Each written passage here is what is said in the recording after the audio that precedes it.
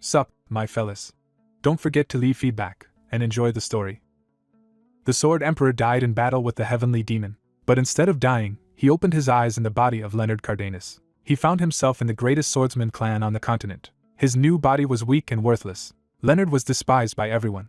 The Cardenas clan tournament was underway, and Leonard was scheduled to participate in it. Everyone expected him to disgrace himself again and lose. But behind this weakling lurked the greatest swordsman of all time. The protagonist faced the strongest of the cadets, who merely smirked and was confident of victory. But the protagonist knew how to exploit this weak body. He recalled all his techniques and skills from his past life. The enemy lunged at him, but Leonard dodged with a single movement. He struck, and the crowd fell silent, because this weak guy had just won. Elsewhere, word spreads through the Cardenas training grounds that the 3 injured trainees may be ruined for field training. Their faction gathers indoors, tense and unsettled by the incident. They try to reassure themselves that losing some combat power will not matter much, and that field training should still be manageable. Then someone reveals the real problem. The one who defeated all 3 did it alone, and it was number 381. The report emphasizes how quickly the fight ended, making his strength impossible to dismiss. Their leader asks exactly which rank students were beaten. When he hears the victims were numbers 329, 257, and 133, the room realizes 381 took down opponents ranked far above him. That result shocks them, because it means 381's ability is much greater than anyone expected. They immediately grasp the political danger. If someone that capable joins another faction, the balance of power will shift. The leader's expression hardens as he decides to act before that happens. At the same time, the blonde boy demonstrates a crackling blue power and contemptuously rejects the idea that he should be judged by rank alone. The faction leader orders his men to bring number 381 to him so he can assess him personally. Watching with interest, he decides that if 381 is truly useful, he will claim him. In his recovered memories, Ren recalls being told a final lesson meant for the afterlife. That lesson was that Ren's previous life failed because he never built the proper foundation for his power when he was young. The warning returns with painful clarity as his former self lies battered and forced to face that mistake. He understands that with the right foundation, his fate might have been different. Back in the present, he begins correcting that flaw by cultivating internal arts from childhood instead of too late. He focuses on laying a solid base now, while his body is still young enough to adapt. His first goal is to forge a constitution capable of handling mana. Blue energy swirls around him as he channels mana through his body and starts rebuilding himself from the inside. When the circulation stabilizes, he confirms that the attempt has succeeded. Even so, he recognizes that a child's body still lacks the internal power he once possessed, leaving questions about the Cardenas bloodline. That uncertainty turns his attention to the family itself, and what inherited trait might shape his growth. Later, life returns to routine as trainees gather in the dining hall for a meal. He tastes the food and finds it surprisingly agreeable. While eating, he reminds himself that a balanced diet matters if he wants his body to grow properly without skipping meals. His quiet meal is interrupted when a much larger student from number 7 looms over him, signaling a new confrontation. A higher-ranked trainee confronts the blonde boy about yesterday's fight and immediately notes that his behavior seems more aggressive than expected. He also notices the boy is eating far more than usual, treating it as another sign that something about him has changed. The boy confirms the man's rank has changed, recognizing him as someone who recently rose to number 7. The man proudly explains he seized that position by defeating the previous holder in a duel, revealing how advancement works among the upper ranks. Rather than be impressed, the boy cuts to the real issue and asks what the man actually wants from him. The man admits he came because he has information he thinks the boy will value. He reveals that the top-ranked trainees, especially numbers 1, 2, and 4, are trying to draw the boy into their sphere of influence. The boy braces himself against the table, taking the warning seriously. He shows he already understands who they mean, identifying them by their distinctive appearances and the Cardenas name. The man lowers his voice, worried that speaking too openly about them will attract dangerous attention. The boy dismisses the man's nerves and demands the point, while the man starts wondering if the boy has become reckless or unstable. The tension tightens as the man struggles to contain his anxiety. He insists the expansion of the Cardenas faction is real and warns that unless the boy joins someone's side, he may not survive what is coming. He presses the idea that neutrality is impossible here and that refusing protection will only leave the boy exposed. The boy flatly rejects the entire premise, declaring that he will not belong to anyone. Even as he walks away, he acknowledges the warning was useful and says he owes the man for the information. Left behind, the man is baffled, convinced this response does not match the timid number 381 he thought he knew. Elsewhere, a red jeweled emblem hints at the larger power structure watching over these trainees. The boy leaves the building at sunset, moving into the open grounds while shadowy figures remain behind him. Outside, he calmly asks if the people following him have business with him. One of the pursuers answers with false politeness, confirming they came specifically for number 381. 2 men approach and frame the encounter as a private conversation they would rather settle before it becomes public. They announce that Lord Number 1 has summoned him, making clear this is not a request between equals. They explain that ever since he defeated number 7, the upper ranks have taken an interest in him, and the boy realizes the struggle around him is escalating faster than expected. The lead enforcer belittles the conflict as childish while implying that the politics behind it are far more serious. The boy refuses the summons outright and tells them to leave. The enforcer immediately abandons diplomacy and attacks, deciding force will be easier than persuasion. The boy remains centered as the assault rushes in around him. He slips under the strike at the last instant, avoiding the blow cleanly. His attacker is startled by the speed, recognizing that the boy's physical ability is far beyond what someone his age should possess. The boy counters barehanded with explosive force, turning defense into a direct threat. The enforcer is shaken that the boy can pressure him without even drawing a weapon. The exchange sends the attacker reeling and his wooden sword flying, proving the gap is already wider than expected. The boy drives through the opening and batters him again before he can recover. As a rank badge marked 157 spins away, it becomes clear the supposedly superior trainee has been overwhelmed despite his status. The second pursuer hesitates as his ally crashes down, while the boy stands ready and inwardly connects this level of talent to the Cardenas bloodline. Seeing the hesitation, the boy asks whether the remaining opponent still intends to fight despite already understanding he cannot win. The second man raises his weapon anyway, trying to answer fear with bravado. His badge reveals him as number 98, and he insists his rank proves he is stronger. The boy accepts that answer and vanishes from the man's sight. He appears behind him in the same instant and strikes, ending the contest as decisively as he promised. The impact echoes against the academy walls, drawing attention from above. The number 98 badge is blasted loose, symbolizing another effortless defeat. From a high window, an unseen observer concludes that the boy was merely toying with them. A masked watcher in blue is unsettled, wondering whether the boy had been concealing his true strength until now.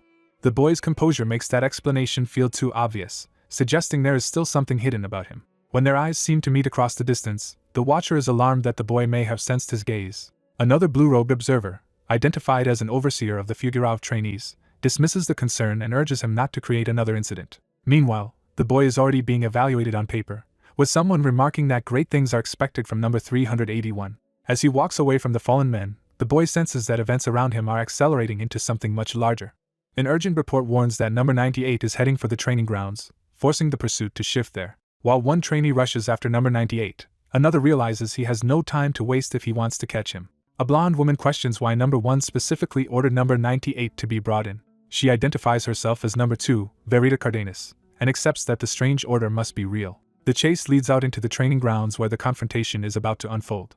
Verita notes that losing one of number 1's direct subordinates would be serious, since those people are all highly ranked. Before anyone can settle the situation, a trainee is suddenly blasted away. Verita effortlessly knocks him down, asserting control over the field. Number 98 refuses to submit, and instead tells the others to stop groveling and join forces against her. He openly rejects surrender, and Verita realizes his defiance remains intact despite the gap in strength.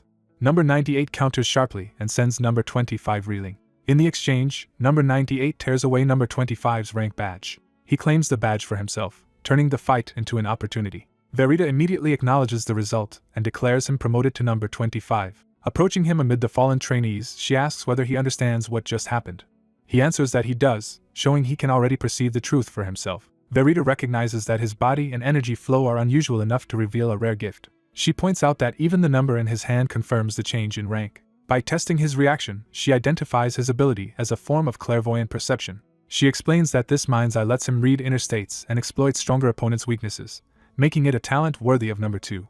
Seeing his value, Verita asks why he resists forming a group when he cannot handle the next day's training alone. Their conversation is cut off when number 1 arrives and orders them to stop discussing sensitive matters openly. Number 1, William Cardenas, steps in and rebukes them for talking so freely about confidential information. His presence alone terrifies the wounded trainee on the ground. William coldly makes clear that he only came because the disturbance had become too troublesome to ignore.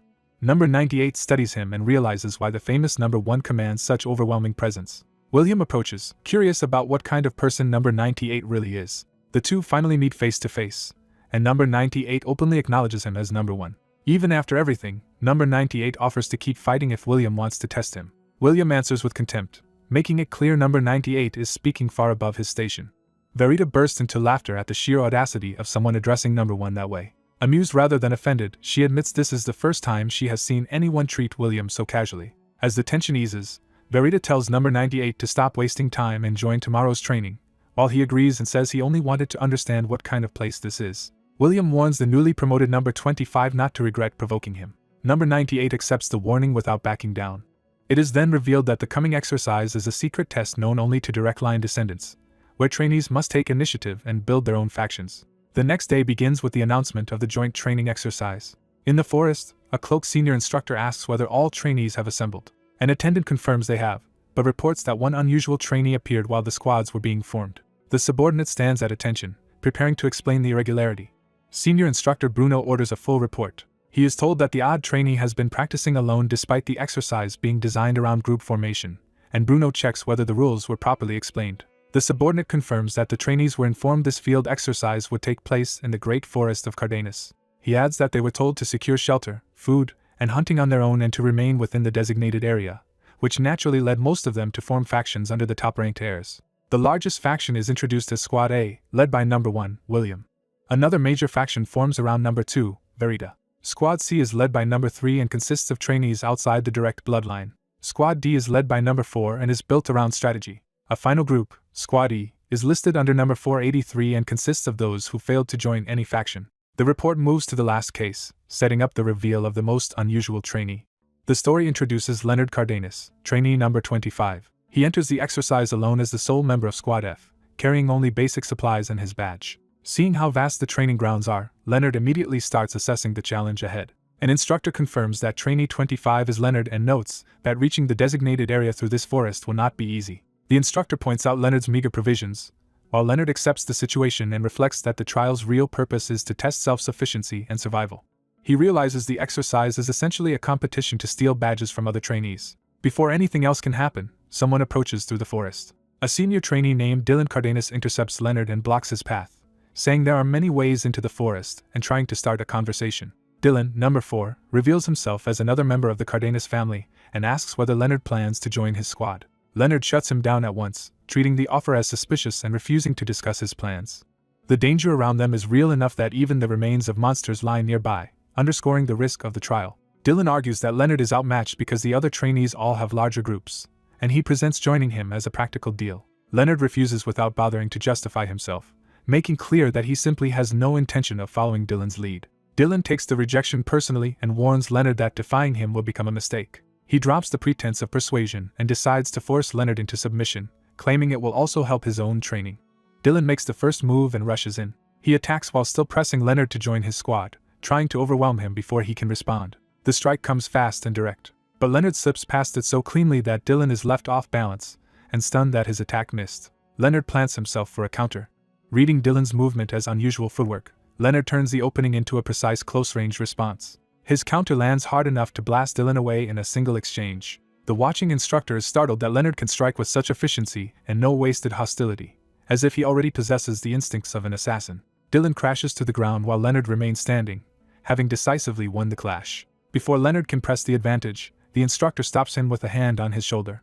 The instructor praises Leonard's skill but rules that defeating another trainee in a real match would not automatically earn promotion, then grants him permission to leave for now. Leonard accepts the order without protest. As Leonard departs, he senses just how overwhelming the senior instructor's presence is and realizes the man is far stronger than he appears. Even while moving on, Leonard understands that his own strongest techniques would still be useless against that level of power. The instructor privately judges Leonard to be exactly what one would expect from the continent's greatest sword family, with exceptional talent awakened at a very young age.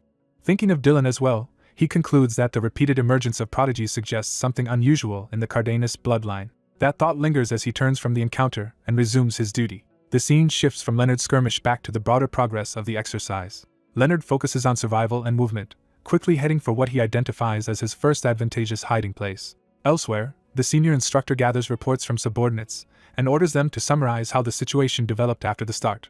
One subordinate reports that conflict broke out unusually early in this round. He explains that Group A launched a surprise attack on Group C, apparently after tracking them down first. The ambush unfolded with speed and confusion, but another trainee from Group C escaped the trap, and the rest of Group A was wiped out despite having the numerical edge. The instructor notes that the attacker had seemed clever enough to choose a surprise strike, and the subordinate agrees that the result should have favored them on paper.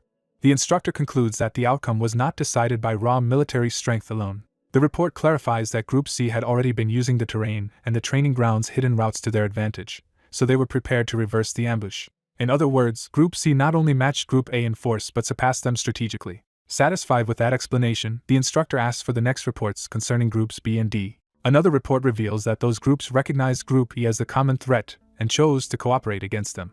The instructor approves of that judgment, noting that this generation of trainees seems more promising than the previous one. He then turns to another subordinate, confirming she was responsible for the remaining groups and demanding her report. The woman identifies herself as Instructor Bruno and prepares to answer. Bruno admits that Group E made no meaningful progress after Leonard Cardenas closed in on them, and she singles out number 25 from Squad F. Faced with Leonard's involvement, she struggles to decide how to even begin explaining what happened. While hiding near a cave in the forest, the blue-haired trainee is startled when Colin calls him out by name despite his concealment. He realizes Colin has seen through a stealth technique that even instructors usually cannot detect. Colin turns and calmly announces that he has a question for him. The hidden trainee understands at once that Colin had noticed him all along. He drops the pretense and steps out to face Colin directly. Keeping a casual front, he asks whether Colin can see what is inside the cave. Colin explains that a beast seems to be using the cave as a den. The trainee presses further, asking whether the creature is one of Cardenas's tamed beasts. A large wolf emerges, and the trainee immediately judges that Colin could be killed if this goes badly. He confirms the wolf is a relatively safe beast trained by Cardenas, but warns that a trainee still cannot defeat a dire wolf alone. Even so, he decides to hold back for the moment and test whether Colin is bluffing about his confidence. Colin answers the warning by saying that if he cannot beat something at this level, he has no future as a top-grade adventurer. The trainee sharpens the challenge, making it clear that Colin must prove he can actually do it. The wolf accepts the provocation and prepares to attack in earnest. It launches forward with explosive speed, trying to overwhelm Colin immediately. Colin reads its movement in an instant and decides he can handle it. He counters cleanly, knocking the beast off balance and rejecting its claim to the cave. The wolf cries out as the exchange turns against it. Instead of collapsing, it regains its footing and squares up for another rush. The beast bares its fangs and commits to a fiercer assault. Power surges around it as it whips up a violent burst of force to crush him. Colin notices real killing intent behind the attack and realizes the beast has lost restraint. He decides that holding back any longer would only create more danger for both himself and the instructor. Accepting that he will have to hurt it, Colin moves decisively into the wolf's attack. He slips past its jaws with precise footwork and turns the charge against it. The wolf snaps at empty air as Colin gets fully inside its reach. Colin refuses to let himself be taken down so easily. He drives a crushing blow into the wolf and ends the fight in a single decisive strike. Watching the outcome, the trainee is stunned that Colin subdued the direwolf so quickly and wonders if intervention is even necessary. Colin stays low and ready while the beast falters behind him, proving the victory was no fluke. The cave falls quiet, and the immediate threat disappears. A sudden shift follows as the wolf reappears not as a killer, but as an eager, playful creature responding to Colin. Colin tests that change by giving it a simple command to sit. The wolf obeys at once, dropping down obediently and waiting for more. When Colin asks for its paw, it offers one like a trained pet.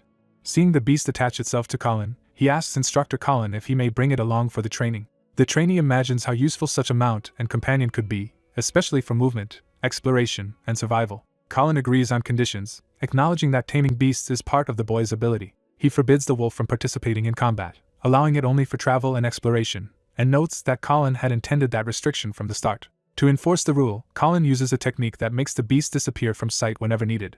The trainee recognizes that Colin's technique would be extremely useful. With the matter settled, Colin tells the wolf to find food so the real training can begin. As they continue down the road, Colin notices a fork ahead and decides they should split into two groups. He instructs the wolf to bring back anything that catches its attention, not just food. The beast dashes off at once to carry out the order.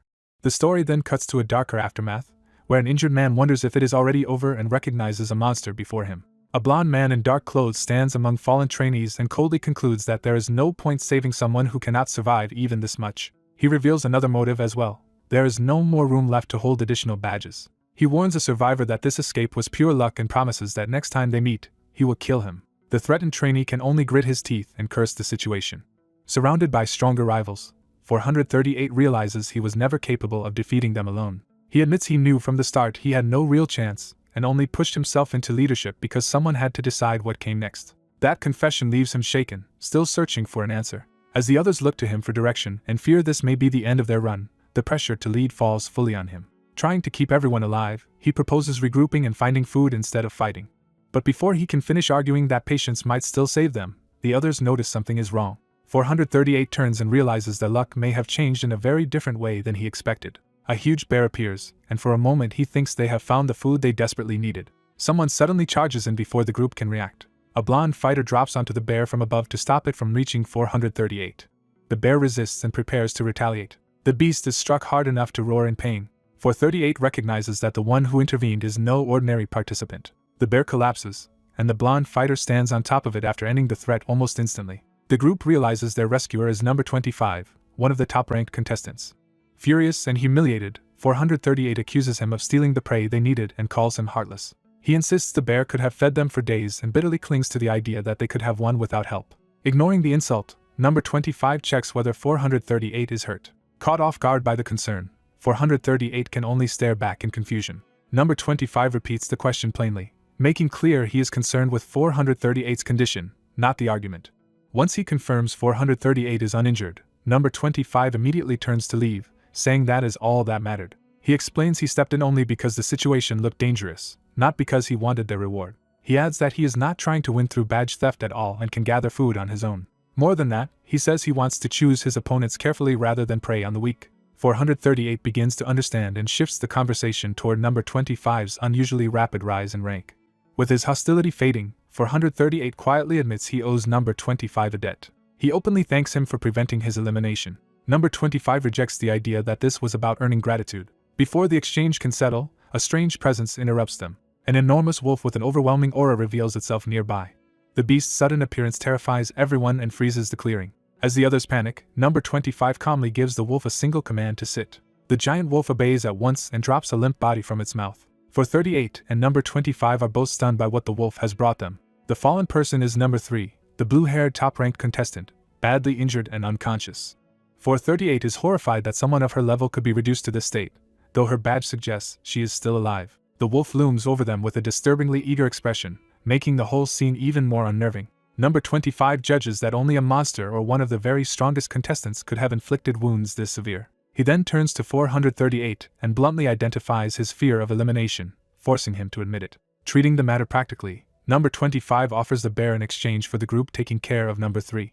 438 is left speechless as number 25 tells them not to become obsessed with rankings. Number 25 departs with the giant wolf, and 438 starts to think he may have completely misjudged him. Walking beside the wolf, number 25 reflects that he may have misunderstood the situation as well. Elsewhere, number 3 wakes in a bed with her injuries bandaged, unsure where she is. She steps outside under the night sky, still disoriented and trying to understand her surroundings. Seeing her own treatment, she wonders who could have saved her. A familiar voice confirms she is awake, and she instantly recognizes it. The sight of the speaker's clothing is enough to trigger her hostility before he even fully appears. She attacks number 25 on reflex, lashing out with a kick the moment she faces him. He blocks the strike and dryly notes that her leg seems fine, telling her not to waste energy and to rest. A wounded blue-haired girl confronts the blonde boy and demands the return of her squad badge. He hesitates, caught off guard by the demand and her condition. When he reaches toward her chest, he realizes the badge is still pinned to her uniform and that he never took it. Understanding the mistake, she falls silent and the tension eases as they face each other in the cave. She thanks him for saving her, but still feels awkward about the badge, while he dismisses the issue and refuses any credit for taking it.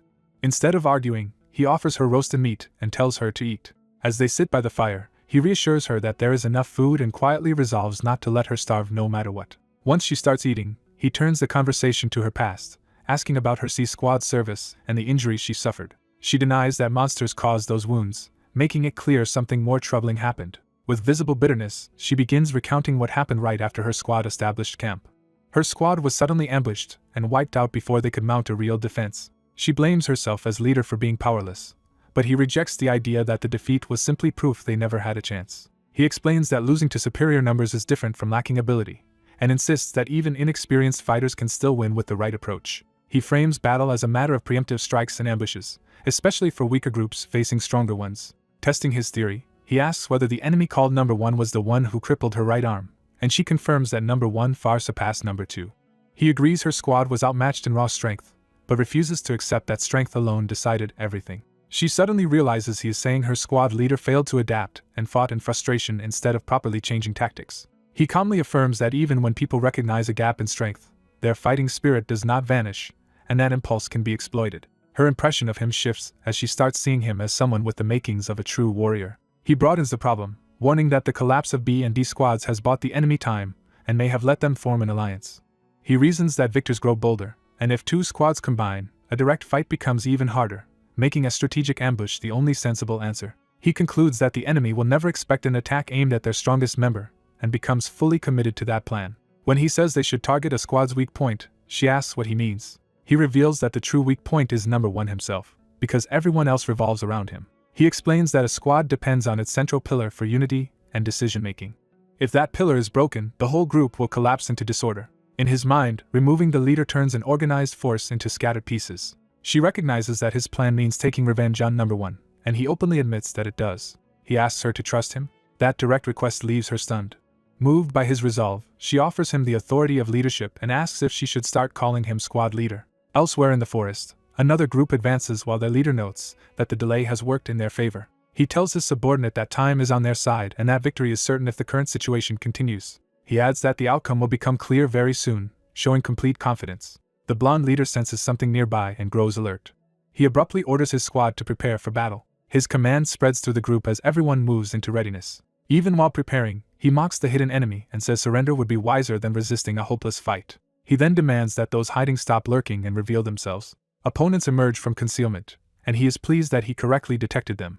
The ambushes are shown to have surrounded his squad from the trees and brush. Rather than rattled, he treats the discovery like a game and taunts the hidden leader for being easier to sniff out than expected. A blonde girl at his side joins in, mocking the enemy as beneath him. Their side continues the contempt, dismissing the attackers as rabble unworthy of serious attention. The blonde leader singles out the opposing commander and sneers that someone of such low standing should never have dared face him. The blonde girl escalates the insult by calling that person a disgrace to the Cardenas family. She keeps posturing theatrically, and he cuts her down with a sharper insult, comparing her to a peacock rather than a fighter. He bluntly labels her incompetent, ending the exchange with open contempt. The standoff breaks as a violent strike suddenly tears across the ground. The attack slams into the earth hard enough to crater it, signaling that the battle has begun in earnest. A blonde trainee cuts to attackers in the forest, overwhelming multiple opponents at once. Nearby squads are ordered to rush in together and wipe out his group before he can keep dominating the field. The defenders brace themselves and are told that letting the enemy break through would mean collapse. One fighter is hurled into the formation, showing how violently the clash has already turned. The blonde boy meets a blonde girl in close combat and immediately realizes her strikes carry unusual force. Even while blocking, he feels the weight of every blow and is unsettled that her attacks are hard to read. He starts to understand that she is not an ordinary opponent but something abnormal. As she presses him, he identifies the source of her threat as a monstrous combat trait. When a heavy strike comes down, he catches the wooden weapon barehanded, shocking her. He mocks her for relying on cheap tricks and refuses to be intimidated by her strength. He slips inside her guard with sudden speed before she can recover. Driving in low, he lands a body blow that breaks her rhythm and steals the initiative. The girl thinks she has found an opening to counterattack from behind him. He seems exposed, but she notices too late that he is deliberately showing her a false weakness while reading her muscle movements. Her confidence falters as she realizes the opening is too obvious and that she may have been led into it from the start. She understands he baited this exact reaction and has been controlling the exchange all along. He moves before she can adjust, turning the trap shut. His counterattack blasts her away and ends the duel decisively. After defeating number 4, he coldly tells her she was at least better than the last opponent he crushed. He explains that even her attempt to exploit his openings looks slow to him because her movements were imperfect. The comparison to number 25 jolts her, making clear that someone even more dangerous is involved. She lashes out in frustration, but the fight is already lost. Dropped to the ground, she hears him dismiss her as all talk and little challenge. He forces her to acknowledge defeat and declares that number 2 would have lost to him regardless. He starts claiming victory over the entire training session, only to be interrupted. A blonde trainee in a white uniform, number 25, arrives carrying one defeated enemy while the injured girl looks on. Number 25 casually drags the captive aside, making his entrance feel effortless and ominous. The victor demands to know why number 25 is here, while number 25 treats the situation as trivial. Pointing to the fallen number 5, he says he merely returned the same treatment that had been inflicted on his own squad. The dark uniformed boy laughs off the idea of number 25 having a real squad at all. Number 25 calmly admits that was true at first, implying things have changed. That answer catches the other boy off guard. To prove his point, number 25 tells him to look at what has happened elsewhere in the forest. The scene reveals scattered fighters from stronger groups lying defeated across the ground. The scale of the rout shows that the balance of power has shifted far beyond this one duel. The weak, once hunted as worthless, have turned the tables and are now the ones bringing others down. One of the formerly weak trainees raises a captured badge in triumph, evidence of their unexpected success. Their side realizes they have gathered enough badges to survive and erupts with relief. They openly celebrate number 25 as the one who made their survival possible. Number 25 and number 3 arrive before them, and the sudden appearance leaves the celebrating group confused and wary. Expecting to be robbed of their gains, one of them panics, but number 25 instead offers an alliance. The weak squad hesitates, insisting they would only drag his team down if they joined him. Number 25 rejects that thinking and reminds them they are warriors shaped by Cardenas training, not by rank labels. He argues that numbers are more than name tags and that those receiving the same training are not separated by some vast natural gap. He adds that they also carry Cardenas blood, meaning they possess more talent and potential than they believe. He explains that only a tiny minority display exceptional traits, while most people are fundamentally built on similar strength. Using himself and number 3 as examples, he says high rank can come from effort rather than birthright alone. He reveals that he climbed from number 381 to number 25, proving that rank is not fixed destiny. One of the weaker trainees protests that only a rare few can rise that far and that their problem is lacking strength. Number 25 cuts him off and insists that raw strength is not the real issue. A superior challenges the shaken students, saying their real weakness is not talent but their refusal to believe in themselves. He presses them further, asking whether any of them has ever truly resolved to win, and promises to place that belief in them if they cannot. As those words land, number 25 steels himself, and the superior formally proposes that Class F challenge Class E. He openly invites them to prove themselves by defeating number 1 together. The proposal electrifies the group, and some immediately rally around the chance for an upset victory.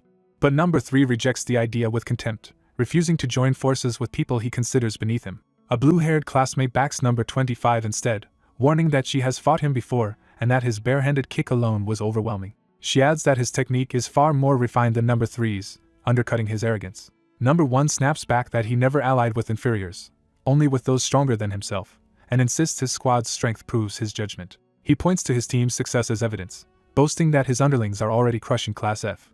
A sudden cheer from the forest confirms that Class F has in fact beaten his squad instead. One defeated member immediately accepts the new reality and asks to join number 25's side. Another follows her lead, choosing number 25 over number 1. A third kneels and admits that siding with someone he despises is still better than losing under number 1. That betrayal shocks number 1, especially when even number 4 abandons him. Enraged, he accuses them of disgracing the Cardenas bloodline by switching sides. The defectors reject his outrage, arguing that everyone present carries that blood and that he should stop clinging to pride and accept defeat. Number 1 refuses, calling out number 25 and moving to settle the matter directly. He challenges number 25 to a duel on the spot, declaring that victory or defeat between them will decide the fate of both squads. He vows to make number 25 understand the strength of the first-ranked heir. Number 25 calmly reveals that a direct duel was exactly what he wanted from the beginning. He adds that the warning about realizing strength applies more to number 1 than to himself. With that, number 25 invites him to attack and promises to force that realization. Observers recognize the clash between number 25 and number 1 as the battle that will decide everything. As the two face off inside the arena, the onlookers wonder whether number 1 will win as expected or whether the rankings are about to be overturned. Number 1 opens with a fierce rush, trying to overwhelm number 25 before he can settle in. He unleashes a relentless series of sword strikes, pressing with speed and raw force. Number 25 endures the barrage, though the spectators note that merely defending against it should be exhausting his arms. Number 1 remains confident, convinced that such pressure will break a mere trainee. He judges number 25's offense as straightforward and easy to read, believing experience still gives him the edge. Then number 25 suddenly changes the angle of his sword in a way number 1 did not expect. Watching closely, another observer realizes this must be the same kind of unexpected angle that once defeated number 2. A veteran spectator admits his surprise at how quickly number 25 has advanced. The duel confirms it, as number 25 reproduces the technique that let him surpass number 2 in such a short time. The veteran reflects that number 25 has done what should have been impossible for someone without a special trait. He then understands the hidden principle behind number 25's swordplay. The power appears when blades cross. That power is revealed as number 1's trait, psychokinesis, an invisible force. Number 1 uses that unseen force to bend his attacks into strange trajectories and strike from angles normal swordsmanship cannot create. Number 25 meets those warped attacks head-on, adapting fast enough to keep the duel even. The key, as the analysis explains, is that these altered swings come from lines where it is difficult to apply full physical force. Even so, for an ordinary trainee to read and counter them is extraordinary, because the hidden force makes the attacks far more destructive than they should be. The explanation continues as number 1 drives in again, showing that his trait amplifies all of his sword techniques. Number 1 realizes in frustration that number 25 has seen through the secret of his power. Their blades crash again in a violent exchange, either side yielding. At close range, number 25 pushes further, saying number 1 has not even shown his true strength yet. Provoked, number 1 demands to know why number 25 hid his own ability until now. Number 25 refuses to explain with words and tells him the sword itself will answer. A new trait manifests around number 25's blade, gathering as a red, sword-shaped power. Seeing that awakening, number 1 accepts the escalation with eager resolve. Before the next exchange can fully unfold, number 25 is struck by a sudden attack from the side, interrupting the moment. Observers note that number 1's attack isn't just a flashy long-range slash, but a strike whose force scales with distance. Number 1 presses number 25 to prove he understands that hidden principle and stop relying on confidence alone. Number 25 accepts the challenge and demands to see number 1's real ability. In response, number 1 unleashes a surge of power and prepares to show the full extent of his technique. Number 25 realizes he cannot match his old peak with his current weapon and limited external force, so he narrows his options to what he can still do directly. He settles on a simple answer: close in and cut number 1 down at close range. With that decision made, his killing intent sharpens and he commits fully to the charge. He bursts forward, whipping up a storm of force as he accelerates across the battlefield. Number 1 answers with sweeping blue slashes that tear across the ground to intercept him. Even while acknowledging number 25's speed, number 1 floods the area with attacks to keep him at bay. When speed alone fails to stop him, number 1 escalates and throws out an even stronger wave. The attack carves through a tree, showing how lethal the barrage would be if it connected. Number 25 twists through the chaos and avoids the strike by the narrowest margin. Watching closely, the spectators finally understand that number 1's power becomes effectively invisible at a certain range, which is why they misread it before. That revelation makes number 25's evasion seem even stranger, because he is dodging attacks he should barely be able to perceive. His movement suggests he is not merely surviving, but deliberately hiding strength while advancing through the barrage. One observer mistakes his caution for fear, but another immediately rejects that reading. The truth is the opposite. Number 25 is steadily moving in for the kill. A strategist explains that his retreating path is bait, meant to make number 1 think he is escaping. In reality, number 25 is subtly herding number 1 into a trap without letting him notice. He moves like a predator, shrinking the gap while preserving the illusion that he is the one being chased. By the time number 1 senses the danger, number 25 has already closed far more distance than expected. Number 25 slips inside his range, and number 1's confidence breaks as he realizes too late that close combat means defeat. Number 25 declares the outcome before the finishing blow lands. He swings with overwhelming force and sends number 1 crashing away. Number 1 can only stare in disbelief that he has been struck down by someone he considered beneath him. Number 25 drives through the exchange without hesitation, proving the gap in status meant nothing. The impact erupts through the forest like an explosion, leaving no doubt that the match has been decided. As number 1 tries to process the loss, he realizes this is more than a simple defeat. What reaches him is not just pain, but the overwhelming certainty that he had been standing on the edge of death. For a moment, that realization takes the form of pure terror. When he looks up, number 25's blade is already at his throat, confirming that his life was spared by choice, not by luck. Number 25 stands over him in complete control, having ended the fight the instant he got close enough. Number 1 laughs weakly, accepting the result instead of resisting it. The onlookers acknowledge the upset. Number 25 has defeated number 1. The arena falls into stunned silence as the shock of the reversal spreads. Even the overseer is caught off guard by what he has witnessed. Number 25 thanks number 1, saying the fight has given him something valuable rather than merely a victory. Confused, number 1 asks what he could possibly mean. Number 25 reflects that the burden of his father's harsh expectations and his obsession with being the strongest had defined him until now. This battle shattered those pressures and convictions, leaving him unexpectedly free. He downplays it aloud, unwilling to turn the moment into a grand confession. Instead, he simply honors number 1 as a worthy opponent. The tension finally drains from him as he exhales in relief. He offers number 1 a hand, and number 1 accepts, turning the end of the duel into mutual respect. Elsewhere, the other participants react with disbelief as the result is confirmed. Some lament their failed bets and misplaced faith in number 1. The overseer, however, treats the upset as a profitable and welcome surprise. With the match settled, the field training exercise is officially declared over. Afterward, even a former skeptic admits that number 25's performance was worthy of E-Squad's reputation. During a forest exercise, one trainee is pressured to team up with stronger classmates instead of trying to handle a lower-ranked challenge alone. A red-caped supervisor judges the monthly hunt as an unexpectedly satisfying success and prepares to wrap things up.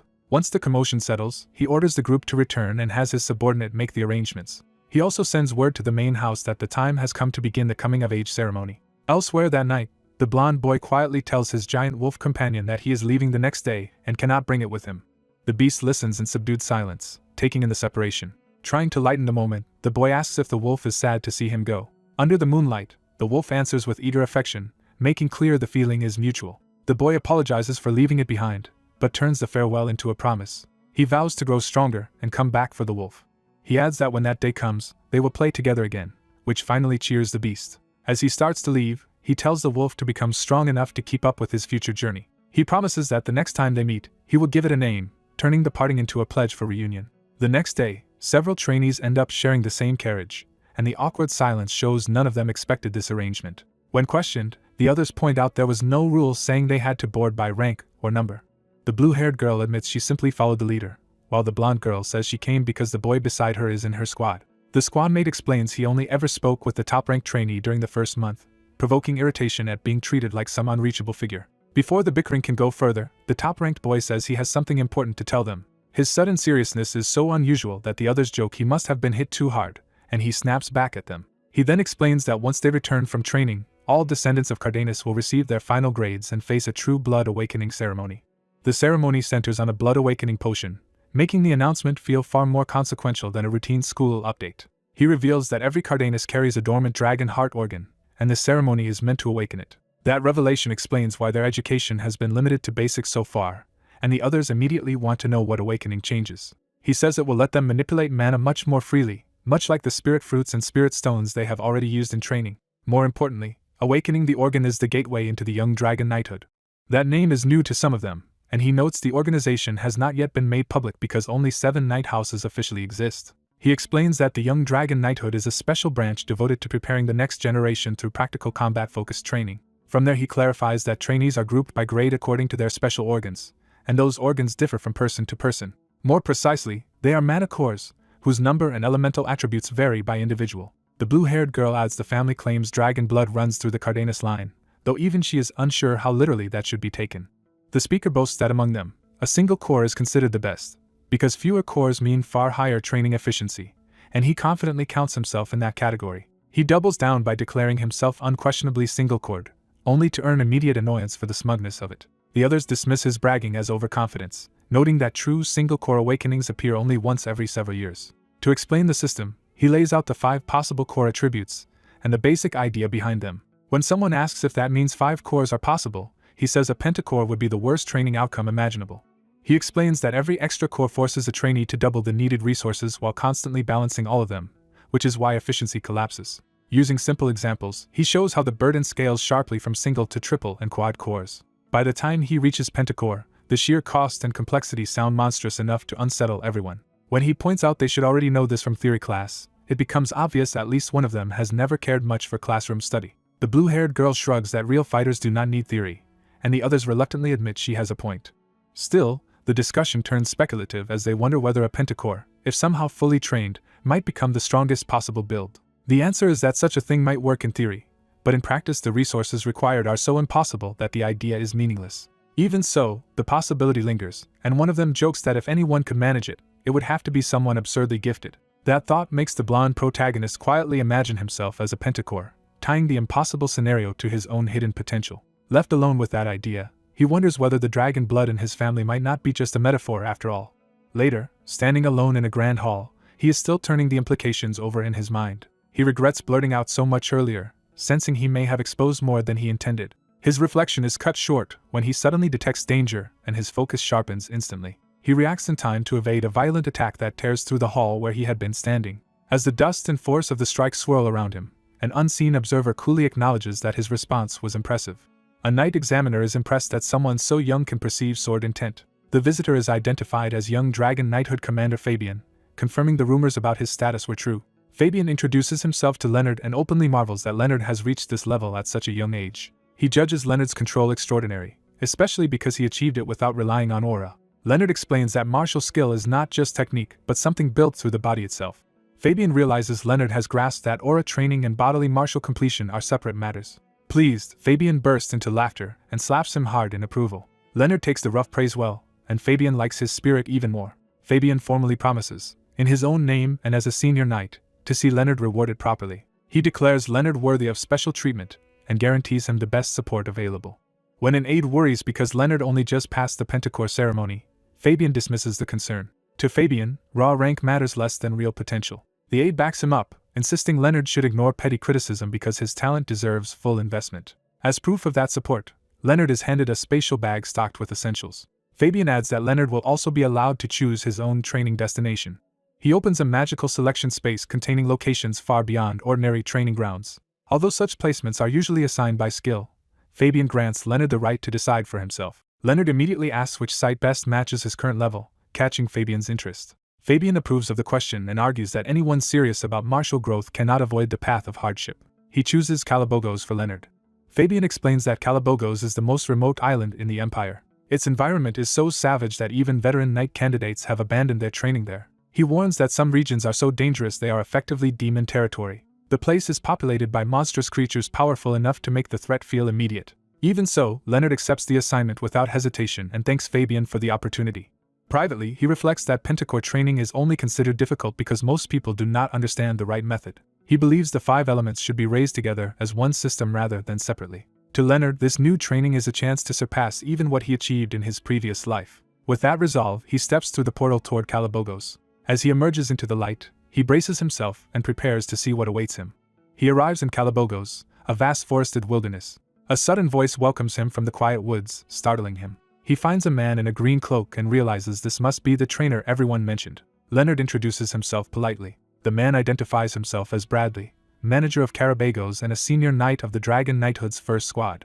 Bradley tells Leonard they should move and notes that Leonard has not yet met the others. As they walk, Bradley explains that everyone here is an apprentice knight like Leonard, though Leonard notices he does not seem much older. Bradley warns him to show proper respect to seniors and not to provoke upperclassmen. He adds that Leonard will remain under his protection for only half a year, after which he must manage on his own. Bradley says he normally would not interfere with food, clothing, or shelter, but Fabian specifically asked him to provide Leonard a place to sleep.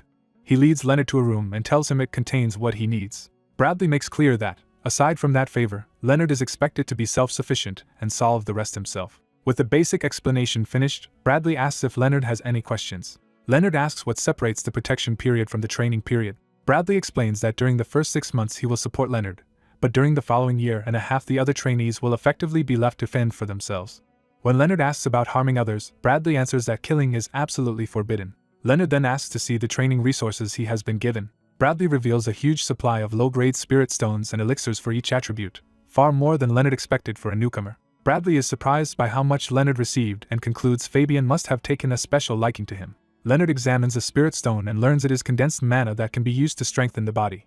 The boy learns that with enough spirit stones, even someone at the 10th stage of the first realm can eventually reach the 5th major realm, a level that sounds almost unreal to him. His instructor begins a formal explanation, saying the boy first needs to understand how cultivation is structured. He lays out the system. Martial artists advance through 5 major realms, each divided into 10 minor stages, with each breakthrough bringing them closer to becoming a true martial artist. The first realm, body tempering, is simply about filling and strengthening the body with mana. The second realm, external power, doubles that strength by turning the tempered mana into an aura around the body.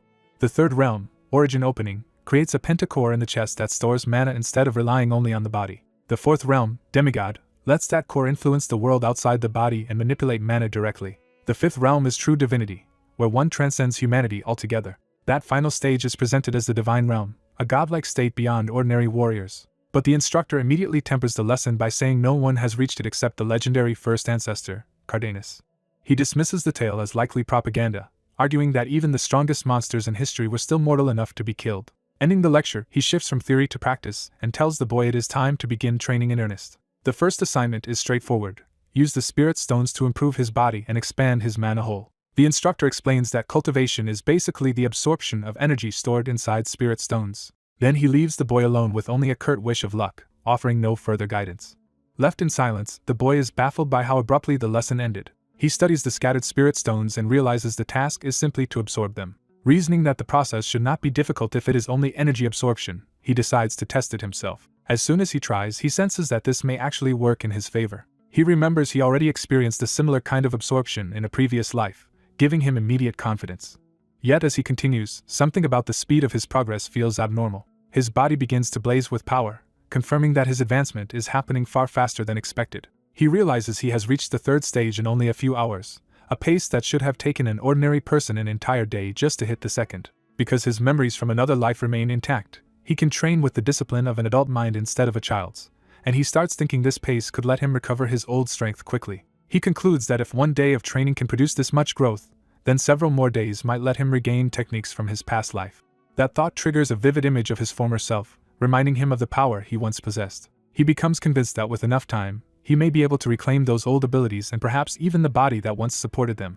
Outside the hut, 3 youths gather and notice movement from within. They are impressed that he has stayed shut inside for over a month, correcting themselves to a month and a half. They infer he is trying to survive the harsh area by cultivating until at least the 5th stage, though one of them dryly notes that hearing the minimum needed is not comforting.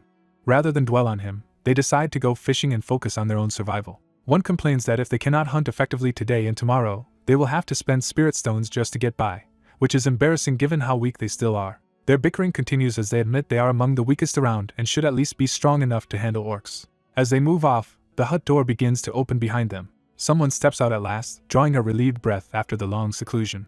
The boy emerges looking worn but sharper, and immediately starts thinking beyond cultivation to practical combat, wondering if it is time to get a real sword. A familiar voice answers before he can go further, showing his instructor has already anticipated the request. When asked why he wants one, the boy explains that he needs to adapt to a real blade instead of relying on wood and practice weapons. The instructor reads the request as a sign that the boy has grown stronger and a little too confident. Without warning, he releases pressure so intense that the ground around them bursts apart, forcing the boy to confront the gap between them. Rather than anger, the instructor reacts with interest. He reveals the reason. The boy's pentacore has already reached the 3rd stage in just a month. He acknowledges that this growth rate is extraordinary, but his tone turns severe. He warns that the boy is still far too weak to be acting proud, especially in his current state. The boy is shaken as the warning lands with full force. Then the instructor abruptly tosses him a real sword and tells him not to panic. He cautions the boy not to do anything reckless, while the boy accepts the weapon with gratitude. When the boy worries about what happens if the sword breaks, the instructor casually adds that losing it will cost him spirit stones. He makes it even harsher by saying the same penalty applies if the weapon is damaged, reducing the matter to a simple debt. With that, the instructor leaves him to it, offering only a blunt order to do his best. A blonde swordsman studies a map and notes that he has at least found a sword to work with. Judging his route by moonlight, he decides to investigate the marked danger in the Forest of Remnants. Deep in the forest, a pale goblin-like creature is already being surrounded by other monsters. The hunt closes in as the creatures rush over the ground toward their target. He identifies the species as hobgoblins, low-rank monsters that roam the forest in packs. One of them is cut down in a burst of blood before it can react. The swordsman steps out and makes clear he intends to kill them cleanly and quickly. He advances without hesitation, crushing the ground underfoot as he charges. His blade tears through the pack in a single fluid rush, promising them a painless end. Another hobgoblin dies instantly, its body breaking apart into black dust. As it vanishes, he notes that slain monsters leave behind mana condensed into spirit stones. He casually collects the drop stone and judges the reward decent, though not enough to satisfy him. He recalls that the Forest of Remnants is a monster habitat where only rank-breaking creatures survive, and new movement catches his attention. A sudden sound makes him turn, sensing a different kind of threat nearby. The scent tells him this newcomer is no goblin but something closer to a gnoll.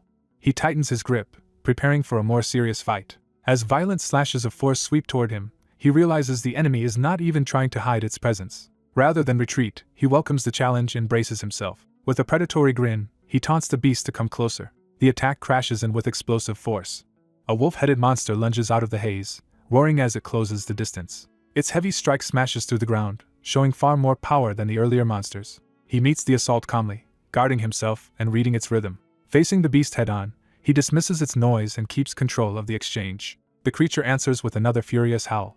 He realizes the monster can redirect the path of its attacks with monstrous force, making its swings harder to predict. He counters by springing above its line of attack and cutting into its body from outside its reach. The blade bites into dense muscle, but the wound is shallower than expected. That resistance alarms him, because this strength does not match the information he had on an ordinary gnoll. He reviews the ranking gap in his head. Hobgoblins are only E2 after evolving from goblins. By contrast, even a normal gnoll stands at D1, already far above them. He remembers that monsters usually awaken new power only after evolving once. Since this one does not resemble a normal gnoll at all, he realizes it must be something beyond that stage. The system confirms his suspicion. The enemy is an Agnoll, rank D3. Accepting that this is no ordinary hunt, he decides he has to get serious. He recalls his own training and the beast senses the shift in him, startled by the sudden pressure. He unleashes a wild blue arc of sword energy that tears across the battlefield. Even as he attacks, he judges that a reckless strike like that will not land cleanly. The Agnoll slips through the attack and charges straight at him with an axe. They clash at close range, the beast using brute strength to force him back. Its weapon grinds against his blade so hard that sparks jump from the impact. He twists away before the pressure can pin him down. The Agnoll slams its axe into the ground with enough force to crater the earth. The embedded axe briefly traps the monster in place. Seeing the opening, he darts in, knowing this is his chance before the weapon comes free. He whips around the beast's guard and drives his attack toward its head. Having judged its muscles and bones too tough for an easy kill, he targets the one vulnerable point instead. He identifies the exposed snout as the part the monster cannot protect. His strike lands flush on the face, detonating with enough force to snap the beast's head back. The forest falls momentarily still after the blow, leaving the outcome hanging in the mist. A blonde trainee stands over a slain beast and is surprised to find it carried only a low-grade spirit stone. He judges the forest's monsters weaker than expected, making the reward disappointing. Still, he sees an advantage. If he keeps killing creatures like this, his internal energy should grow faster. As he leaves the remains behind, he notes that no stronger monsters seem willing to approach this place, which suits him for now. A hidden wooden hut in the forest suddenly opens with a burst of light. Inside, he settles into meditation as energy swirls around him and his sword rests nearby. He realizes his body tempering has advanced unusually quickly, but that rapid progress also creates a problem. If someone from the Pentacle notices he has broken through stage after stage in only months, his growth will draw dangerous attention. Hearing voices outside, he suspects people have come because his long absence has become suspicious. The visitors note that 3 months have passed and that he still has not shown himself. A group of senior trainees complains about having to check on him every day. One of them insists they must be the first good seniors he meets, making clear they are trying to shape his impression. Their talk reflects the academy's ruthless culture, where a single connection can outweigh talent and determine survival. They point to him as the commander's favorite number one, someone already marked as important. Deciding to force a meeting, one senior kicks the door while another brings food as a pretense. They call through the door, urging the rookie to eat if he wants his training to continue. When there is no answer, they fear he may have died inside, though they doubt it after hearing movement. From within, he concludes these seniors are more capable than expected and are deliberately testing him. Peering through a gap, he studies one of their faces closely. He decides the visitor is only an ordinary senior, not someone like Leonard who would be too dangerous to fool. With that reassurance, he decides to try an old disguise technique he is not sure he can still perform. He begins a reverse utilization art meant to alter the veins and structure of his face. He recalls learning it after becoming a sword emperor, when hiding his identity became necessary. The transformation strains him, but he forces the technique through. Under the moonlit mountain, he commits himself to living in this body while concealing the power he once had. When the disguise settles, he checks his hands and decides the change should be convincing enough to avoid notice. He accepts the borrowed identity of Hayden for the time being. 3 months later, he is deep in Bone Mountain Swamp, moving through a far deadlier training ground. By now he has learned the swamp's ironclad rule for survival. He races through the marsh, applying that rule in practice. Every creature here carries poison and some means of concealment, so carelessness means death. Because of that, he advances cautiously and treats every patch of terrain as a possible ambush. He keeps the elevated footing and reminds himself that even ordinary-looking swamp lizards can vanish into the environment and strike from nowhere. The moment danger stirs beneath him, he shifts his footing to react. A hidden lizard lunges up from below, but he is already above it with sword drawn. He drives down hard onto the monster, crushing its momentum. Then he follows with a clean slash that tears through its neck and sprays black blood. As the corpse drops, he realizes the commotion may have awakened the area's boss. A larger white reptilian beast immediately charges, confirming his fear. The boss barrels in with brute speed, trying to overwhelm him head-on. He reads the attack at once, judging the creature fast but predictable. Using that simplicity against it, he avoids the rush and cuts through its opening with practiced swordsmanship. A spirit stone is exposed as the beast is struck down. He catches the stone and notes that he has already reached the 3rd step of body tempering, but this prize should help him push further. He reflects that crossing major boundaries is always dangerous, especially for body tempering, where the body can collapse if the process fails. Even so, he believes his current state and the hidden methods he remembers should let him survive the breakthrough if he prepares properly. He resolves to keep both his strength and his true methods secret from everyone around him. Setting off again, he searches the forest on foot for a suitable place. He decides he needs a sheltered spot where he can suppress the shockwave of his next advancement and stay protected from wind and rain. Sensing something ahead, he turns his attention toward a new presence before he can continue.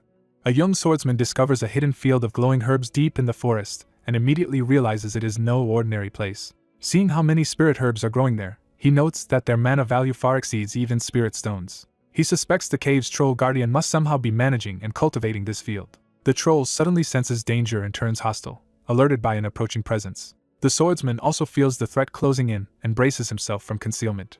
The troll prepares for battle as the disturbance erupts into the clearing.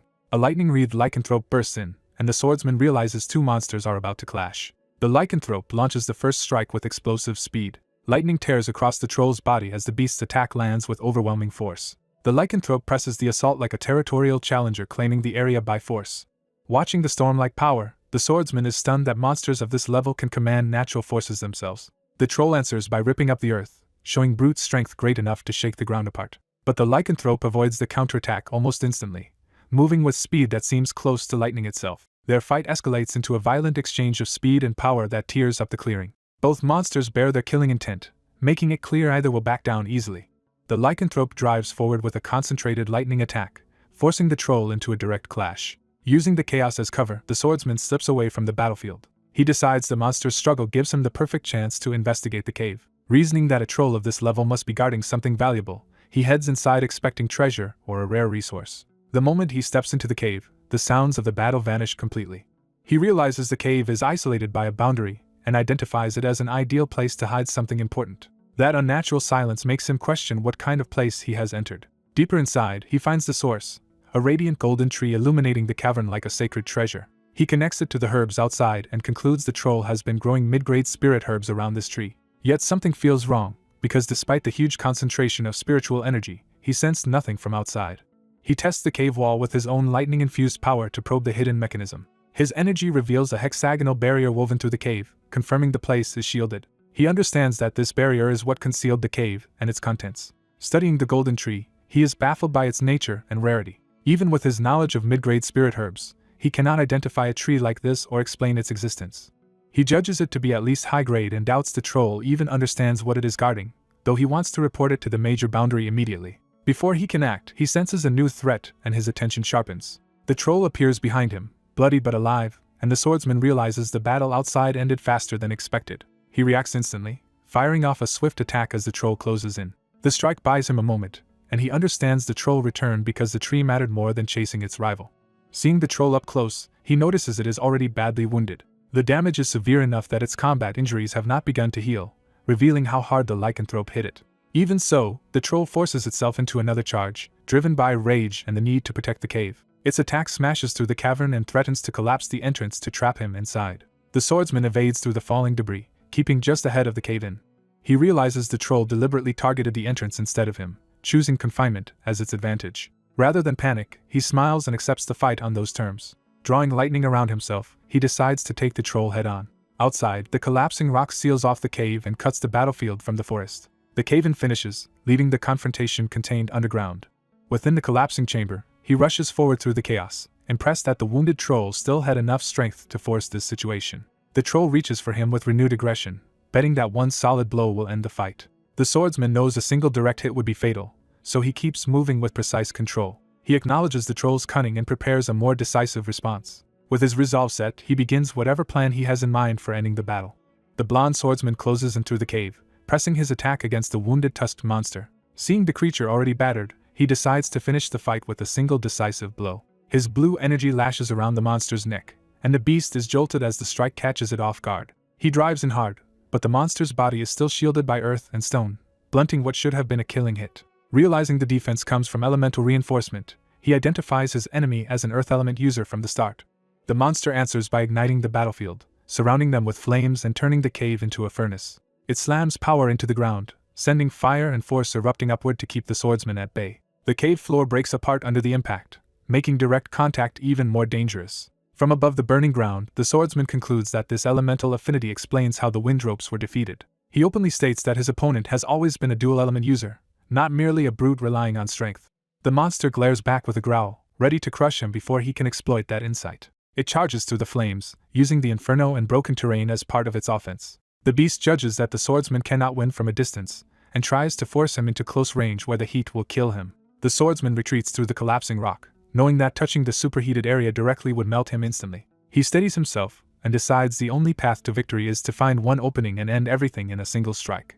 As he launches into position, the movement reminds him of a dragon technique he has used before. The moment the monster plants its foot, he recognizes the opening he was waiting for. He dives in with full commitment, aiming past the heat and armor before the chance disappears. The monster swings to intercept, but the swordsman slips inside its reach. The familiar sensation confirms he has entered the kind of life-or-death exchange he knows best. The monster unleashes a concentrated blue blast and declares that this attack will end the battle. It hurls itself upward through the flames, trying to catch him in the air and erase his escape route. The swordsman twists away midair, narrowly avoiding the direct line of the attack. He drops behind the monster as it overextends, turning its own momentum against it. Before the beast can recover, he drives a blue blade of energy straight toward its chest despite its warning that he is too late. The strike pierces through the monster's torso and bursts out the other side, seemingly landing the finishing blow. Pulling back, the swordsman believes the pierced chest means the fight is finally over. That certainty vanishes the instant he senses something wrong inside the wound. Instead of a normal fatal injury, he finds a glowing crystal embedded in the monster's chest. The crystal fractures under the hit, revealing that it was the true core sustaining the creature.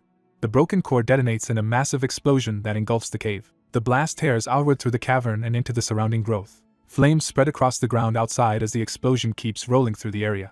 The swordsman realizes too late that striking from this distance left him inside the blast radius. The explosion throws him violently away before he can shield himself. He slams into the cave wall and is battered again by the force of the detonation. Barely conscious, he understands the impact has nearly shattered his body. As fire closes in around his resting place beneath a tree, he sees that if the flames reach him now, he will burn alive. He accepts that in a cave like this, no outside help is coming. Remembering the spirit stones and the way they once restored his mana organs, he decides he cannot afford to hesitate.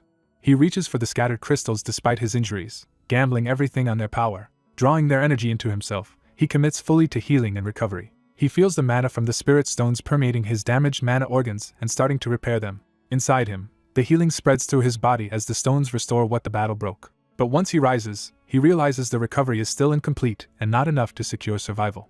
So he resolves to absorb every spirit herb in the cave and force his body to recover further. He grabs the glowing herbs and consumes them immediately, pushing more power into himself. With the preparations finished, energy begins circulating around him as his internal system starts operating at full capacity. The pentacore activates and all of its rotations begin at once, bringing his different energies into alignment.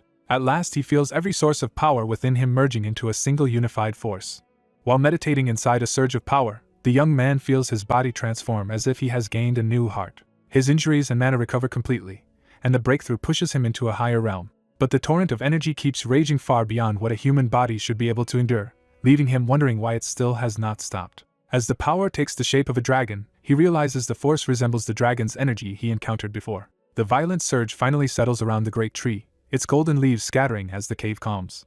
He concludes that not only has his pentacore mana fused into him, but his realm has leapt straight into the third stage of the external force realm. Given that the other seniors needed years to reach the second stage, he immediately understands this advance will cause a major stir if exposed. Testing himself, he finds his wounds fully healed and his mana circulating even faster than before. The sheer gain from crossing one major boundary astonishes him. He then questions how such a massive explosion of spiritual energy could have been contained in this sealed cavern at all. The answer clicks into place for him. He focuses on the glowing fruit hanging from the tree as the likely source of what remains. He realizes the blinding light has faded because all that overflowing energy has condensed into a single fruit. From that, he infers the fruit's spiritual power must have shielded both him and the cave from the pillar of fire. When he takes it in hand, the fruit feels strangely natural to him, as if it already belongs with him. Remembering the earlier storm of mana, he suspects the fruit absorbed every last trace of it. Grateful, he decides to plant its seed later in repayment for saving his life. With that settled, he heads back out of the cavern. He hurries, knowing his long absence will draw suspicion if he does not return quickly. He bursts back through the exit with far more force than intended. The accidental launch sends him racing through the air, making his new strength impossible to ignore. He realizes he has become so much stronger that even simple movement is hard to control, and he worries about causing a scene. Spotting the training grounds ahead, he sees he has made it back before things escalated. He lands and notes with relief that he returned in time. As he gathers himself, he decides he needs a believable explanation for his changed appearance, and remembers the months of secret training he can use as cover.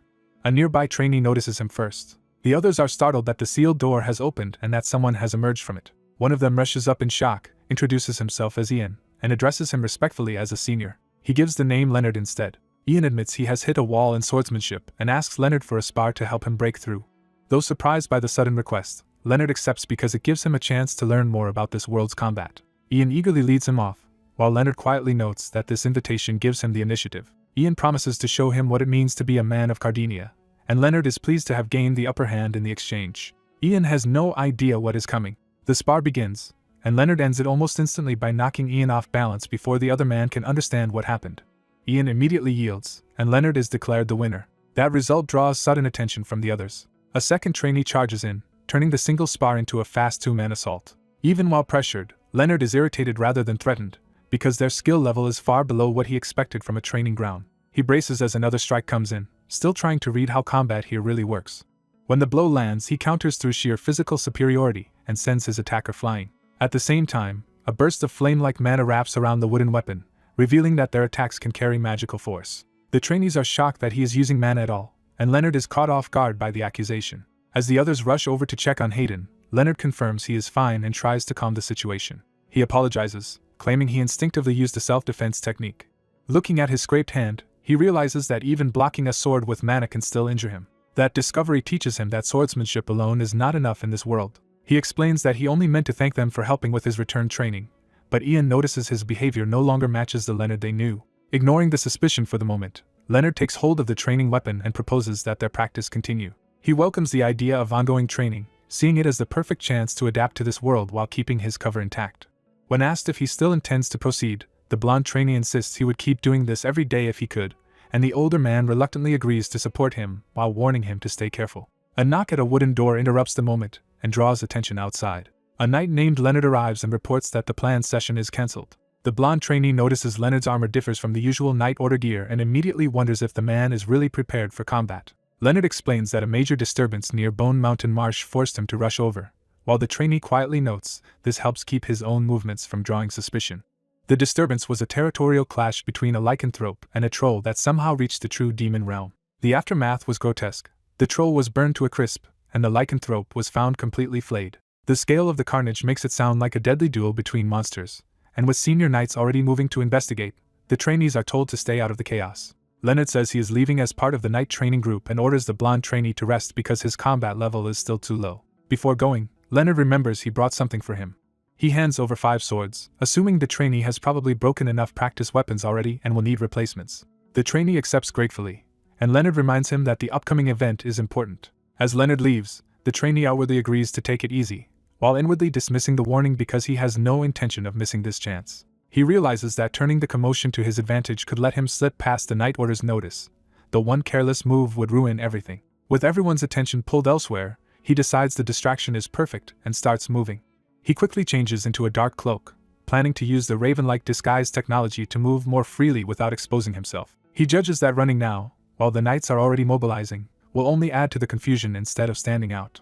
Though he finds it inelegant, he decides to hide himself with the lycanthrope's hide if everyone is gathering in one place. Convinced this is a once-in-a-lifetime opening, he heads out at speed, determined to move about freely. His destination is the far side of the training grounds. From there, he sets his sights on the Owl Plains and begins exploring on his own. Once inside the defense fog, he finds the area unnervingly quiet and watches for movement. He knows he can fill the area with a gas cloud, but the lack of any attack makes him question what the monsters are waiting for. Unable to tell whether they are cautious or simply absent, he decides lingering here is pointless. Before he can move on, something huge drops into the area from above. A giant owl-like monster descends in front of him, finally revealing the first challenger. He calmly identifies it as an owlbear and prepares to test himself against it. Judging it to be a monster suited to his current level, he draws his sword and welcomes the fight. Elsewhere, a darker operation reaches Calabago's island under the cover of dusk. A cloaked group lands on the shore and immediately notes that 2 members are missing. Their leader concludes those 2 failed to catch the bird and fell into the sea, but insists the mission continues despite the detour. Invoking Kuji's 5th shadow, the leader frames their cause as a righteous struggle. The gathered shadows answer with fanatic loyalty, ready to act in Kuji's name. Their orders are to capture the Cardenas trainees alive so they can uncover the secret behind the bird that escaped. They are warned not to underestimate the targets just because they are young, because these trainees are considered the kingdom's finest.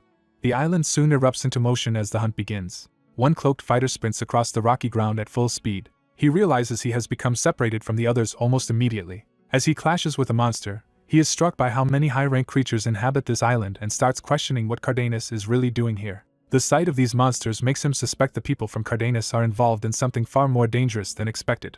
He reflects that such creatures have never appeared in the plains before, which means someone must have brought them to the island. From that, he concludes the monsters are being deliberately gathered into one place, and that concentration itself may become an opportunity. Spotting what seems like a manageable owlbear, he decides to take it down quickly. He leaps in for a killing strike from above. But just as he commits, he notices the beast is already dead. Landing on the corpse, he realizes another skilled fighter must have been here first. That discovery makes him freeze and reassess the danger around him. His alarm spikes when more dead beasts nearby begin glowing with blue energy, proving there is not just one hidden combatant but someone highly capable still active in the area. A rock suddenly flies toward him from off-screen. He barely reacts before the projectile closes in, and an unseen attacker forces the confrontation into the open. A cloaked attacker lunges first, but the blonde youth cuts in and seizes control of the encounter. The assassin is caught off guard that his opening move has been interrupted so easily. The youth forces him back and demands to know who he is. When the man refuses to answer, the youth decides he will identify him by force. The assassin realizes his voice is failing him and his disguise is already becoming a liability. He draws a blade charged with a dangerous, blood-soaked power. He answers with a sweeping, lethal strike meant to overwhelm the boy at once. The youth recognizes the sword as one steeped in bloodlust and notes that its wielder has no intention of retreating. He meets the assault head-on and blocks it with surprising skill. The assassin is shaken that a mere boy stopped an attack he expected to be decisive. Refusing to lose momentum, the youth presses forward. The fight spills across the open ground as both rush into a faster exchange. The assassin releases a venomous purple force through his weapon to break the boy's guard. The youth immediately judges the technique shallow and suspects the sword is some kind of magical artifact. He counters with a sharper, more disciplined burst of power. Seeing that technique from someone so young, the assassin compares him to a snake and realizes the boy may be far more dangerous than expected. He also understands that if the youth truly masters it, the assassin himself could die here. The youth asks whether the man hid something in his sword, identifying the style as a cunning assassination art. He closes in and points out that the sword's corruption is obvious. Their blades lock, and the assassin mocks him as inexperienced against real killers. Even while taunting him, the assassin starts setting a trap. Purple chains erupt around the youth, binding his movement and pinning his sword. The assassin pities him for carelessly sacrificing his weapon to the snare. The youth instantly realizes he has been baited. The assassin is stunned when the boy simply throws the trap sword away instead of clinging to it. The youth rejects the idea that losing a weapon makes him helpless and calls the assassin's thinking childish. He bursts through the opening with sheer aggression. His strike lands cleanly and sends the assassin flying despite the trap. Reeling from the blow, the assassin is forced to admit the boy's talent is extraordinary and begins to suspect he has awakened the power of his tainted blood. Night deepens under a full moon as the battle's outcome turns decisively. Later, the youth approaches with calm purpose. He confronts the now captured assassin and makes it clear that the man's life depends entirely on his cooperation. Bound and humiliated, the assassin can only spit back that the youth is a coward. He rages that a filthy Cardenas devil has no right to mock him with stolen power and swears he will never forgive it. The youth listens without flinching. He dismisses the accusation, points to the shattered cursed weapon, and notes that calling him a coward after losing is absurd. The prisoner keeps shouting that there is no honor in fighting dirty with a Cardenas gift and vows to expose whatever power the youth used. The youth raises a fist, ready to silence the tantrum if needed. Broken by fear and pain, the assassin suddenly begs to be killed instead. The youth coldly refuses him even that dignity, saying death is not his choice to claim. The prisoner insists he would rather die than speak and condemns the youth's inherited impure blood. That insult makes the youth focus on the name Cardenas bloodline and ask if that is what the man means. The assassin points to the youth's blood and insists the proof is literally flowing through him. He claims the Cardenas are monsters born among humans, descended from bloodthirsty beings tied to an ominous red moon. Instead of denying it, the youth shows interest and pushes him to reveal how much he really knows. Under the moonlight, he demands a direct answer and warns the man not to waste his last chance. The assassin argues that if the Cardenas line were truly legitimate, even its branch families would not need to hide beyond the country. The youth takes that in, recognizing the implication. He presses further, asking whether the hidden branch families are the reason the man tried to throw him off a cliff, and notes that the assassin would not have called him a child-serving devil otherwise. As he walks away from the broken battlefield, the youth concludes that even if the man knows Cardenas' secrets, it changes nothing. Frontier scavengers who abandon honor are beneath his concern. A blonde young knight humiliates a hooded attacker, dismissing his bloodline and demanding to know how someone so unimpressive could claim noble ancestry. The hooded man lashes back in anger, trying to reassert dominance, and accusing the youth of insolence. The blonde knight calmly reveals he already knows the man came from Cruzes, catching him off guard before he can hide it. He follows that revelation with a swift magical strike that drops the hooded man before he can recover. As the attacker reels, the blonde knight explains that panic makes people overlook the obvious, exposing how easily the man was read. He identifies the man as one of the figures who unleashed the mana circuits, and demands a full confession before any punishment is decided. He recalls that Cruzes once dominated the continent, and treated the rest of the world as lesser lands. That supremacy ended when Cardenas rose and crushed the Cruzes kingdom with the help of the Dragon Knights. After that defeat, Cruzes was absorbed into the world, while Cardenas became the homeland of knights. Using that history, the blonde knight presses the captive to admit whether Cardenas was targeted out of resentment and a desire to reclaim lost glory. He further guesses that the enemy sought the secrets of the Cardenas bloodline, and notes that this motive overlaps with his own interests. The captive answers that the real problem is larger. The experts who should have investigated the matter are already on the island. Realizing the danger, the blonde knight decides Sir Bradley must be informed immediately. He gathers blue energy into his sword, preparing a precise technique rather than a reckless attack. As he focuses, he identifies the true enemy as the Shadow Knights of Cruzes. He unleashes a controlled strike and judges from the result that most of the enemy are only imitators, not true masters. His blow kills the captive, and he concludes that the man had only a crude, incomplete version of the technique he was trying to reproduce. The blonde knight admits to himself that his own use of the art is still imitation as well. Even so, he decides his current level is enough for what he needs to do next. He confiscates the dead man's magical tools and documents, treating them as evidence. With cold efficiency, he hoists the corpse and leaves without sympathy. He heads off at once, moving to report what he has learned.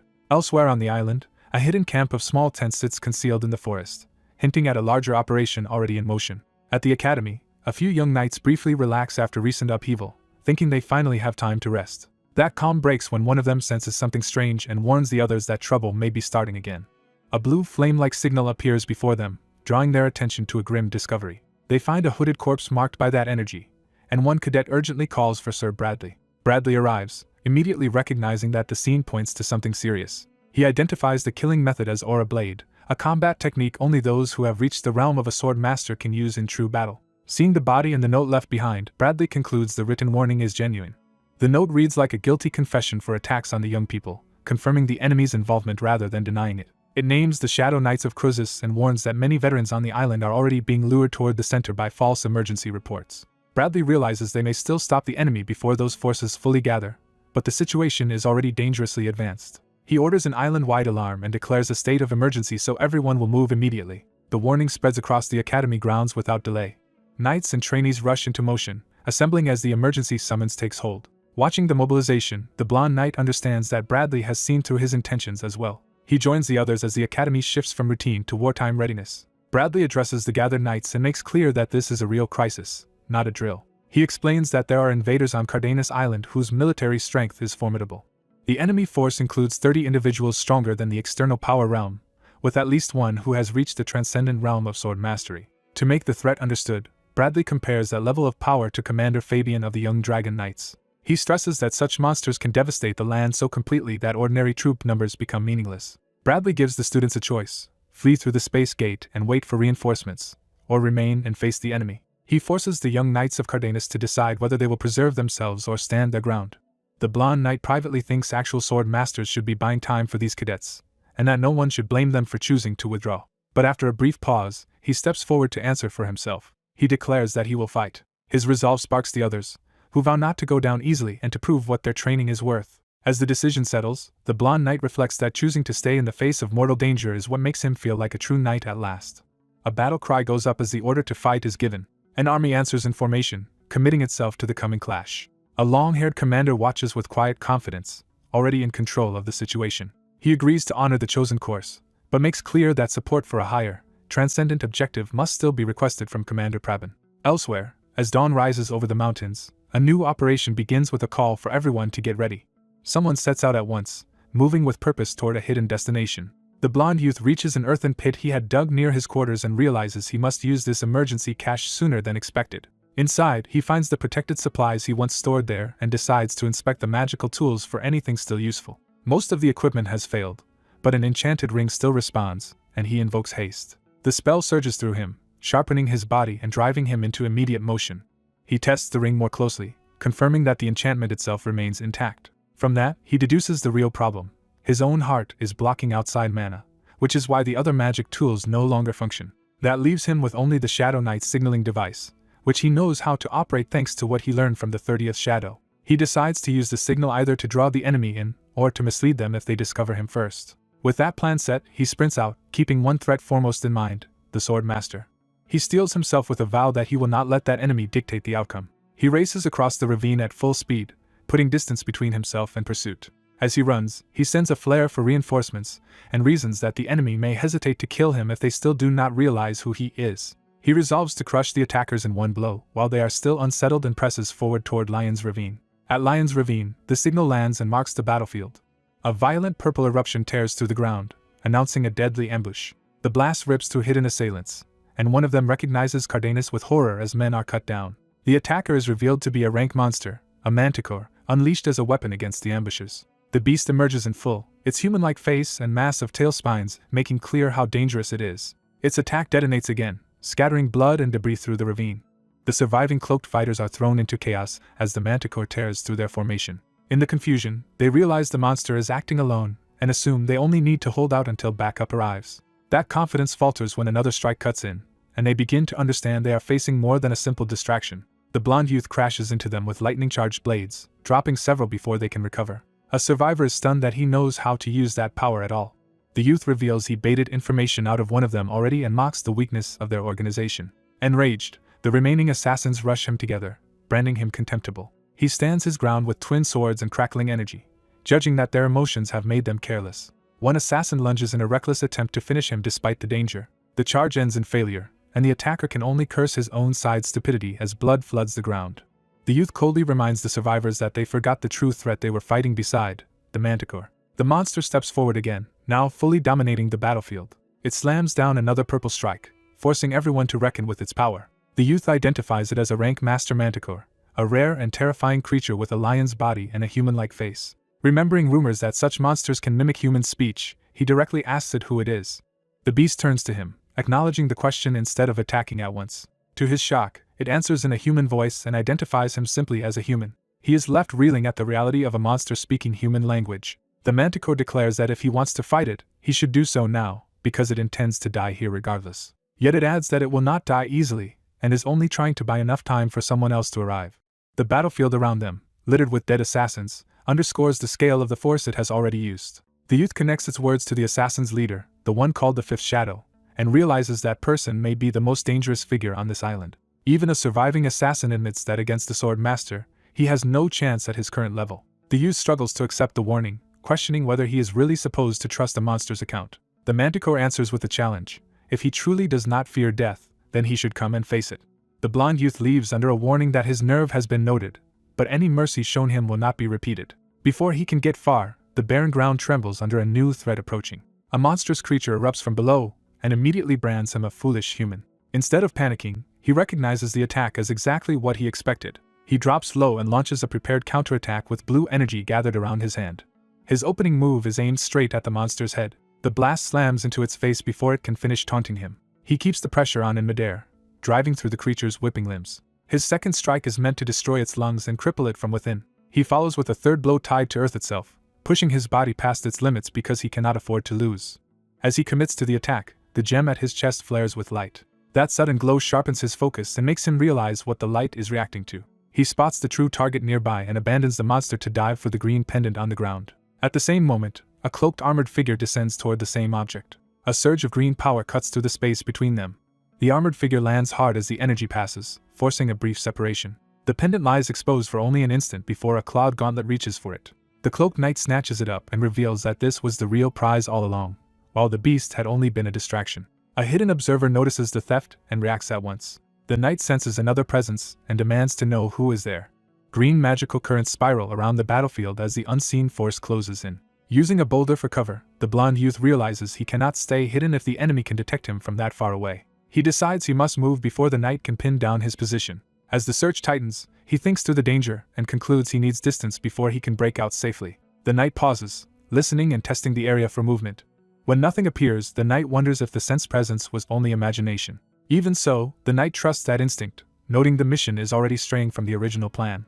Surrounded by planted swords, the knight honors fallen lives and declares their sacrifice was not meaningless. With the objective secured, the knight turns away from the battlefield. Elsewhere, the blonde youth bursts up from underground into a forest clearing. He emerges beside a fresh hole, having escaped the search by tunneling away. There he finds a gravely wounded knight and immediately asks what happened. The injured man weakly identifies him as an apprentice knight. Seeing the bodies around them, the blonde youth asks about the rest of the knights and learns a larger disaster has occurred. The sight of shackled hands makes the truth clear. The missing apprentice knights were captured. He recalls a line of bound youths being marched away, confirming they were taken alive. That memory hardens into certainty that the captives are already in enemy hands. He then confronts the key problem. The kidnappers somehow moved hostages through the area without being intercepted. Piecing it together, he concludes the enemy intends to secure test subjects and keep them alive for transport. From that, he narrows the method to a single likely answer.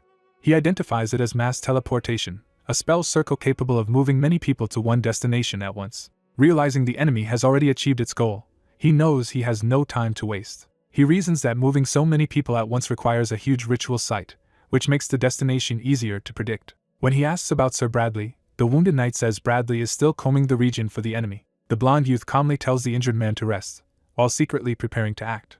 He suddenly drives a blue energy strike into the man's body, cutting off any protest with pain. He reveals the wounded knight is actually Sir Bradley in disguise and that the deception has failed. As Bradley clutches him, the youth decides he cannot win this fight directly and must instead lure Bradley toward the enemy's destination. Bradley's presence becomes engulfed in ominous purple power as the confrontation turns into a race of manipulation. The next movement of the story shifts to a marching column advancing through the forest under a caped leader, carrying the captives toward their destination. In the burning forest, a surviving knight bitterly condemns the others for fleeing and abandoning their honor. A nearby man catches the disturbance and demands to know who has appeared. The green-cloaked knight drops into view before a wounded hooded figure and several captives, turning the confrontation into an open challenge. Recognizing the newcomer as a remnant of crews, the knight realizes this is no random survivor. The hooded blonde captive taker quietly sizes him up instead of panicking.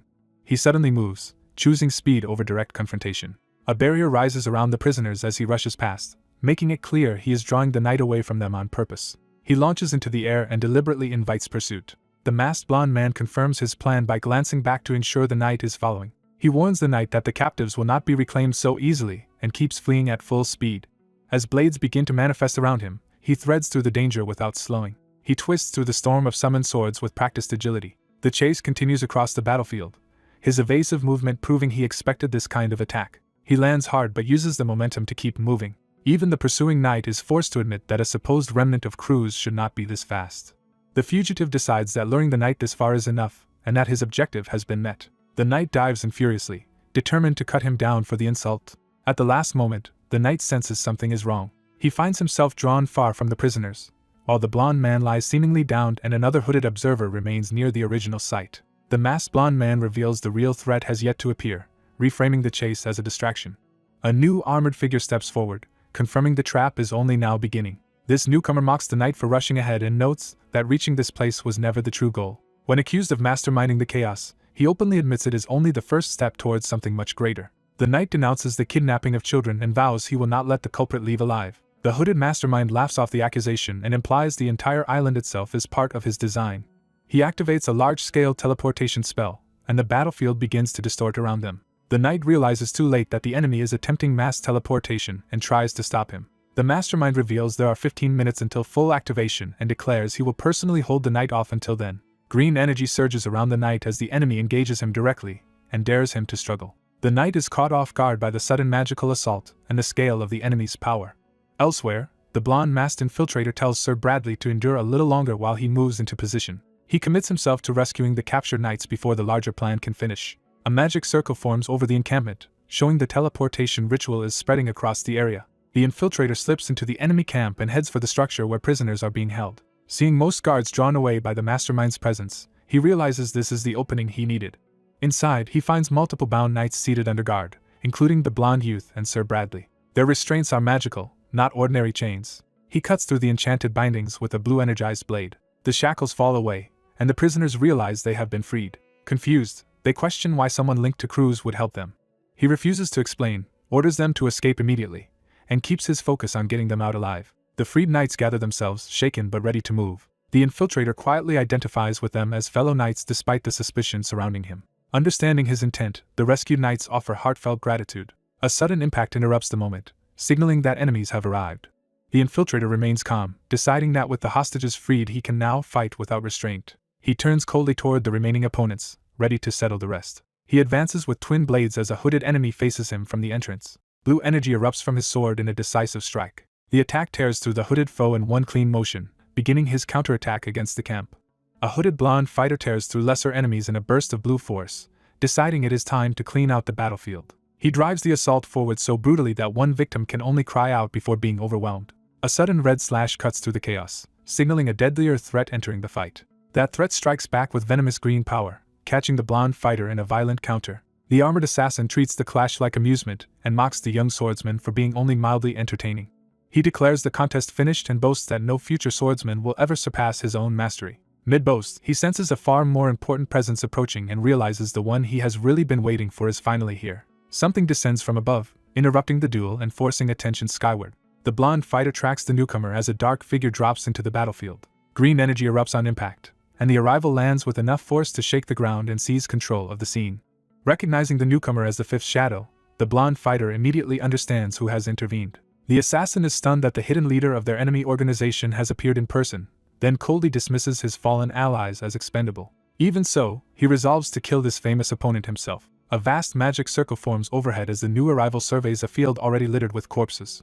The scale of the slaughter becomes clear when the assassin steps among the dead without hesitation. He realizes the newcomer wiped out everyone else before reaching him. That realization turns into fury, and he charges to avenge his comrades. He attacks recklessly with poisoned blades, convinced his target will die if even one strike lands. The blonde fighter answers by manifesting a blade of blue energy, accepting that he must reveal more of his power to survive. He meets the rush head-on, unleashing his own force instead of retreating. The assassin is shaken that his opponent can create a mana blade at all, because it upends what he thought he understood. The blonde fighter refuses to explain himself, and keeps the focus on ending the fight. Their weapons collide in a rapid exchange as the assassin tries to break through with brute pressure. While parrying, the blonde fighter decides he has to finish this quickly before the battle drags into greater danger. The assassin pours even more green venomous energy into his weapon, trying to overwhelm him by force. But his rage makes him sloppy, and the blonde fighter sees that the assassin has lost composure. Using that opening, he shifts from defense to a moving counterattack while slipping past each strike. He commits to closing the distance, trusting his footwork to carry him through the barrage. Just as he thinks he has succeeded, the assassin reveals he anticipated the approach and claims to have trapped him. The trap is his ultimate poison, a lethal venom so potent that even a drop should be enough. He summons a giant spectral serpent, and boasts that its poison can invade any magic flow and stop a victim's heart within seconds. The blonde fighter brushes off the threat with mocking calm and keeps advancing. The serpent lunges with a concentrated mass of toxic power meant to finish him instantly. The poison swells into a deadly vortex around him, as if there is no way to escape its reach. When nothing happens, the assassin panics and realizes his poison is failing. The blonde fighter reveals that his heart wave can resist poison just as it resists magic, and reminds the assassin that he was never owed that secret. He uses the revelation as his opening and drives in with a decisive strike. The blow lands hard, forcing the assassin backward and breaking his momentum. For the first time, the assassin truly understands he may lose. In desperation, he unleashes a forest of giant venomous vines and serpents to crush the blonde fighter from every side. The attack tears across the battlefield, but the blonde fighter slips through the gaps instead of being pinned. Watching the wild assault, he judges that the assassin is no longer fighting cleanly and may be lashing out without control. He presses deeper into the writhing trap, getting close enough to end it at the source. He decides to break through the center with one direct charge. Blue power spirals around his blade, gathering into a focused cutting force.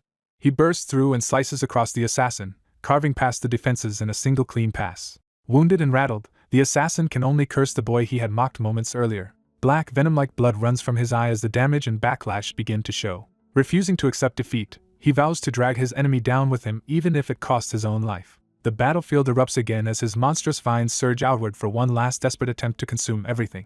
Watching the blonde boy force his mana past its limit, an observer realizes he is staking everything on one desperate chance. The boy commits and charges forward despite the strain on his body. As grasping vines close around him, he sees through the attack and recognizes it as a distraction. He cuts through the trap while keeping his focus on the real target ahead. By concentrating his aura into his blade, he turns wild swings into precise cuts that open a path.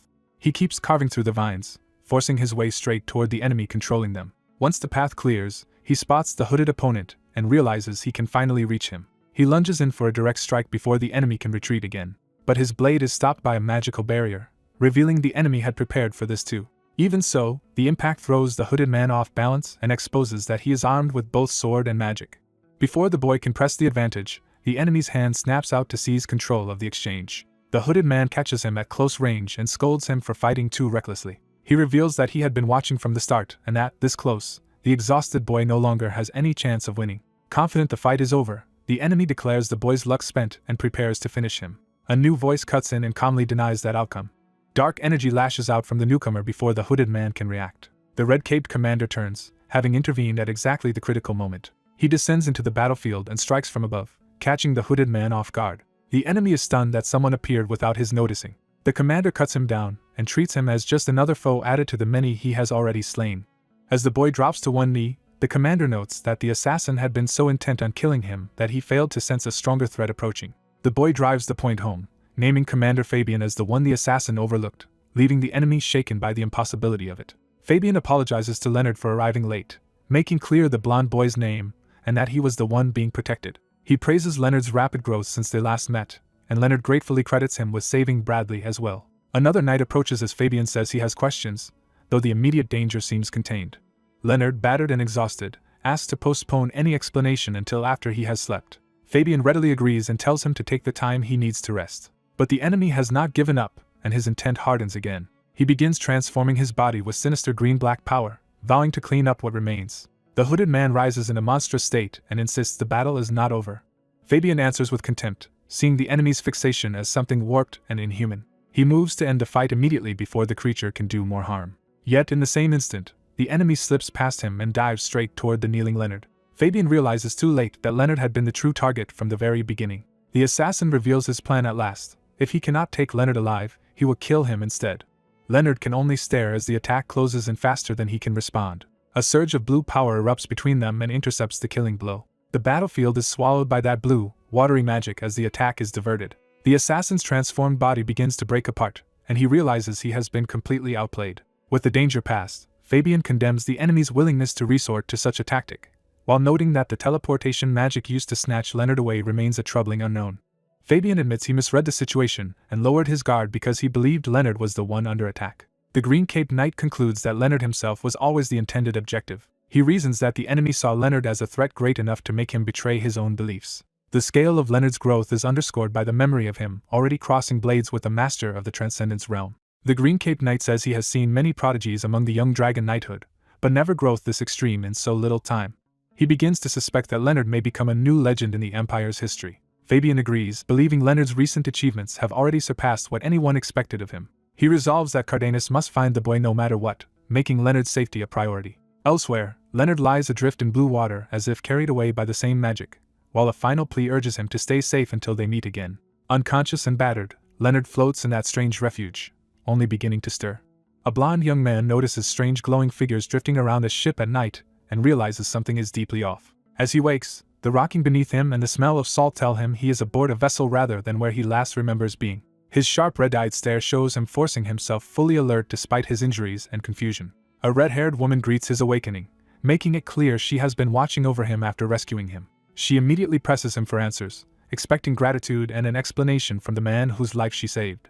Introducing herself as Francis, captain of the Aquamarine, she takes control of the exchange and demands to know who he is. He accepts her offered hand, recognizing he has little choice but to cooperate. He identifies himself as Leonard, a man from the Arcadia Empire. Francis is stunned that someone from so far away ended up here and pushes to learn how he crossed such a distance. Leonard can only admit that his arrival was accidental. He recalls being caught in dangerous space magic before losing consciousness, with no memory of what happened after. Francis's dark-haired subordinate, Marion, connects that explanation to the famous Cardenas family and wonders if Leonard belongs to it. Studying his physique and training, Marion concludes that only a Cardenas heir would fit what she sees.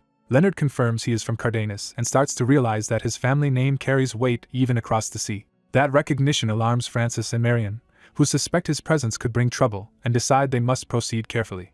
Their concern is interrupted when an urgent summons calls Francis to the wharf at once. A crewman reports that a gang of ruffians is causing trouble outside. The disturbance is led by Luciano Peterson, a swaggering thug who arrives with followers and open menace. Marion explains that Luciano deliberately chose the day of their meeting to target them, turning this into a calculated provocation. Francis tells Leonard to stay put and recover while she handles the problem herself.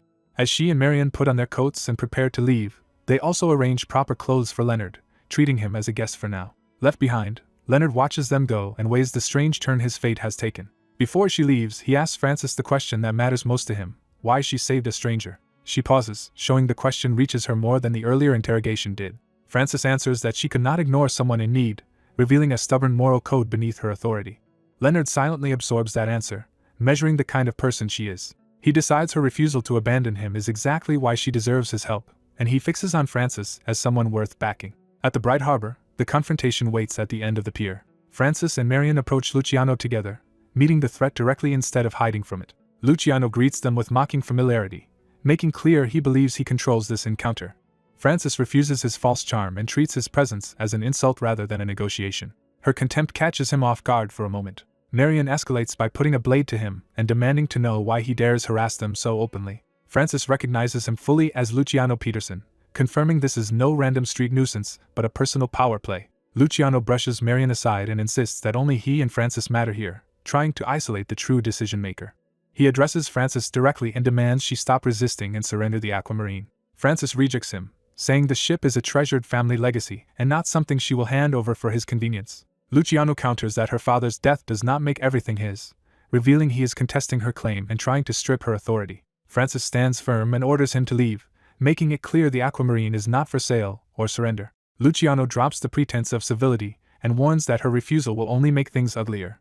The threat turns real when one of Luciano's men is suddenly struck down in a burst of blood, proving someone else has entered the fight. Watching the chaos begin, Leonard calmly asks Francis if he may kill Luciano, as if the answer is already obvious. Francis is shaken by how casually he offers violence, and hurriedly asks him to spare Luciano's life even if he deals with the henchman. Luciano's side erupts in panic and rage as they realize an unseen attacker is cutting through them. Luciano himself is rattled, his confidence cracking as the danger closes in.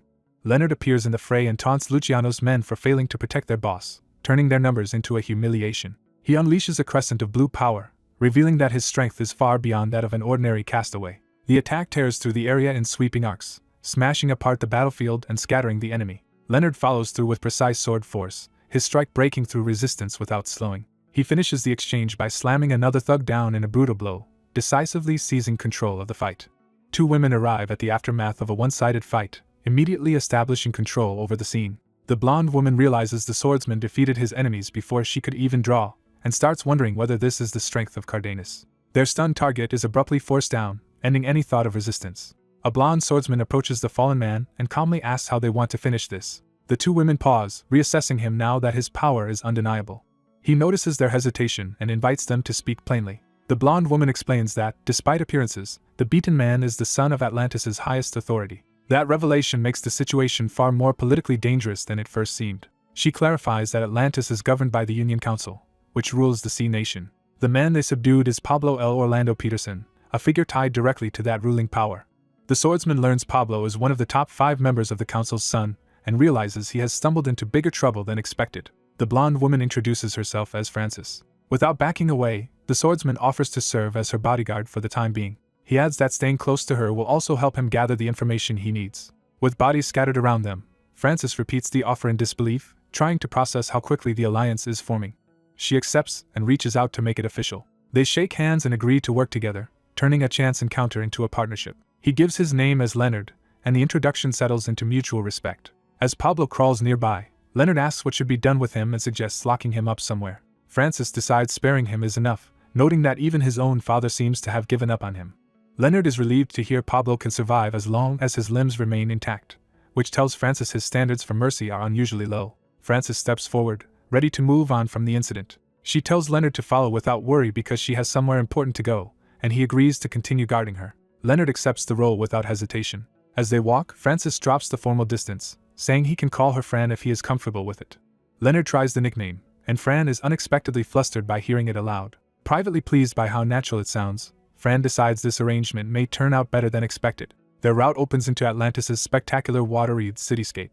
The three of them continue through the city, surrounded by grand displays of controlled seawater. Leonard admits he has never seen anything like Atlantis, not even in Arcadia.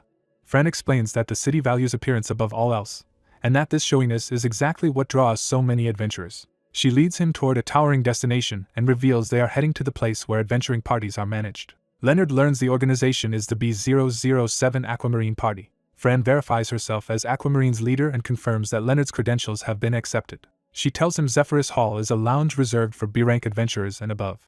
Leonard follows her inside, curious about what kind of group commands that level of status. They enter the hall together. Inside the lavish interior, Leonard realizes B-rank must represent a far more serious tier than he assumed. He concludes Aquamarine may be a much larger and more influential organization than he first thought. A staff member named Clara greets them and begins Leonard's registration for Zephyrus Hall. When told Leonard is joining, Clara updates the party count to 3, surprising him with how quickly he is being folded in. Clara asks Leonard to state his area of expertise so she can record the party's overall combat capability. Before he can answer, a drunken adventurer mocks him as nothing more than a decorative escort for the women. Leonard quietly asks Fran if she wants him dealt with, but she dismisses it as a routine nuisance. The drunk keeps provoking them, reducing Leonard to filler for a tiny 2-person party. Leonard moves first, seizing the man's hand before the heckling can escalate further. In one smooth motion, he twists into a strike and takes complete control of the confrontation. A blade of blue energy flashes out, turning the room's mood instantly serious. Leonard leaves the edge of his sword at the man's throat, and calmly challenges him to judge his skill now. With the hall watching, Leonard's display forces everyone present to recognize that Aquamarine's new third member is no mere ornament. A new recruit eagerly confirms his background when asked where he comes from. He explains that he was born in a remote village in Arcadia and worries that staying silent about it could cause trouble later. As the registration wraps up, someone important approaches the group. The newcomer identifies himself as Leonard of the Kingdom of Kurugis and notes that his country is known only for swordsmanship rather than magic. His paperwork is stamped, officially completing his registration with Aquamarine. Fran excitedly celebrates that her party has gained a new member. Leonard notices Fran lingering and calls her back now that the process is finished. Fran briefly panics over having acted undignified in front of her new subordinate. She quickly regains her composure and formally acknowledges Leonard as an official member from now on. With the matter settled, Fran dismisses him for the day and suggests he look around the city. Leonard responds politely and says he looks forward to working with her. Before leaving, he hesitates, clearly wanting something more. He asks Fran for a favor. The scene shifts as that request leads him elsewhere. A woman answers the door to receive him.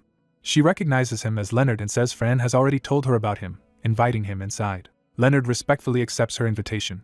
Inside, the mage Esther immediately points out that he does not look like a mage at all. She prepares to demonstrate something with magic. Using floating magical tools, Esther offers to teach him about magic from the beginning.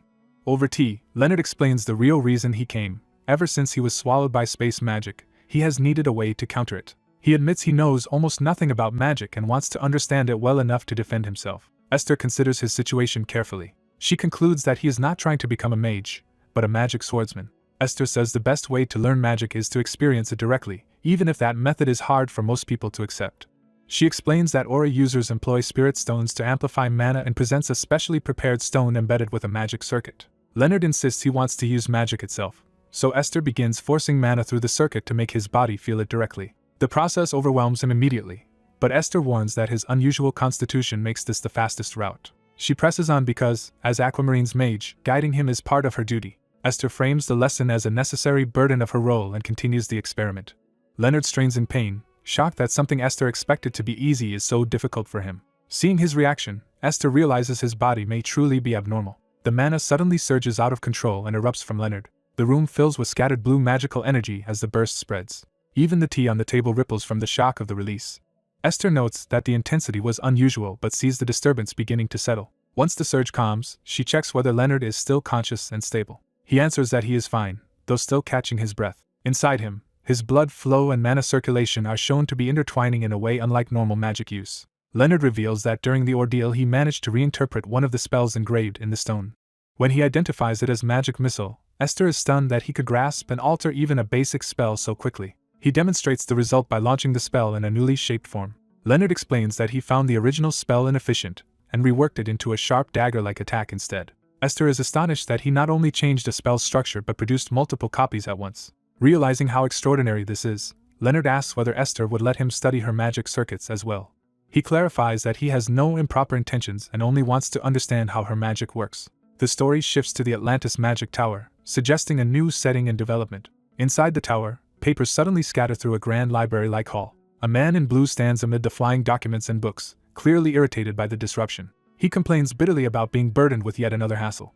The chief elder of the Atlantic Magic Tower, Jack Russell, introduces himself and immediately takes control of the meeting. When Leonard is presented, Jack makes it clear he already knows who Leonard is and questions why his own disciple would not. Jack demands an explanation for why outsiders have been allowed into this place, signaling that Esther must justify herself at once. Esther answers by reporting a breakthrough. She has finally reached the fifth circle. Jack is startled because she had been stalled for years, and he presses her to prove it.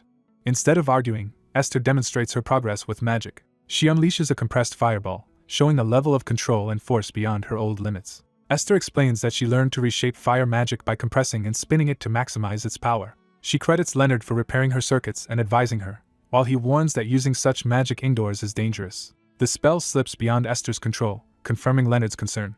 As the fire surges wildly, Esther admits she still cannot fully handle it, and is thrown off balance by her own power. Jack realizes Leonard has helped Esther touch a realm of transformation that should have been impossible for someone only at the fifth circle. Rather than panic, Jack calmly neutralizes the runaway magic and grows intrigued by what Leonard has accomplished. He concludes that Leonard has enabled Esther to transcend the usual limits of magic theory, something that should require true enlightenment. Leonard is told that what he did for Esther is a gift she could never repay in one lifetime. Jack approaches with the suspicion that Esther brought Leonard here precisely because she understood his value. Seeing an opportunity, Jack offers to take Leonard as his disciple, promising there is no greater chance for advancement. Leonard refuses immediately, saying he has already chosen his own path. Jack tries to sway him by arguing that Esther's future growth in magic depends on Leonard's knowledge and guidance. He sweetens the offer further by promising favorable ties with Leonard's guild, Aquamarine. Leonard declines politely but firmly, making clear he will not be drawn in. As Leonard leaves, Esther and Jack are left recognizing that a potentially powerful alliance has slipped away. Back at Bermuda Zephyrus Hall, Leonard reports in and the discussion turns to the guild's next move. Fran excitedly tells Leonard that his recent success has brought them remarkable luck, including contact with major magical organizations and the Union Council. Leonard cuts to the practical issue and asks about a list of names on the table.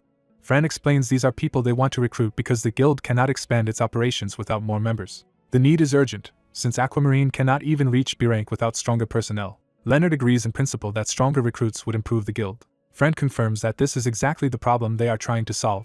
Before they can continue, an intruder crashes into the hall from above and violently interrupts the meeting.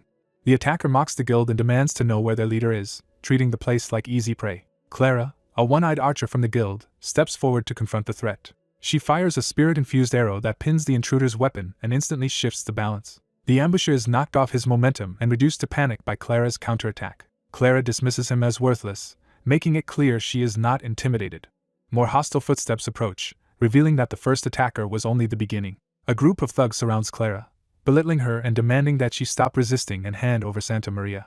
Leonard decides the guild has been pushed far enough and steps in. He moves with sudden force, drawing a bow and releasing a technique fast enough to shock everyone present. His attack lands with spirit-like precision, freezing the confrontation and leaving the enemies stunned. Clara, shaken by what she just witnessed, asks who Leonard really is. Leonard identifies himself simply as someone from the Aquamarine party, downplaying the feat. Afterward, the others thank Clara for lending Leonard her bow, and they note that Leonard can handle archery as well. Clara, now impressed, admits joining them may not be such a bad deal and offers to work with the guild for the time being. Privately, she realizes Leonard's technique operates on a level beyond ordinary archery and resembles spirit arts, making her want to learn from him. The defeated men retreat in humiliation, while one of them tries to save face by boasting about the captain of Santa Maria. He claims their captain is no ordinary guild member but someone exceptional. A towering man suddenly appears and silences his subordinate with brutal authority. He introduces himself as Christopher Conrad, captain of the Santa Maria, and makes clear he has no patience for fools speaking in his place. Facing Leonard and the others, Christopher acknowledges that although he expected a weak B-rank guild, he may have underestimated them. Leonard judges the enemy leader as dangerously close to the transcendent realm, making him far too strong to confront head-on. He realizes a direct fight would put him at a severe disadvantage. Instead, he identifies Ninian's skill as an archer as the key to winning a naval battle. That thought pulls up a painful memory of the brute who once took Vivian from her. As children, Vivian reached for Ninian with innocent affection and called her big sister.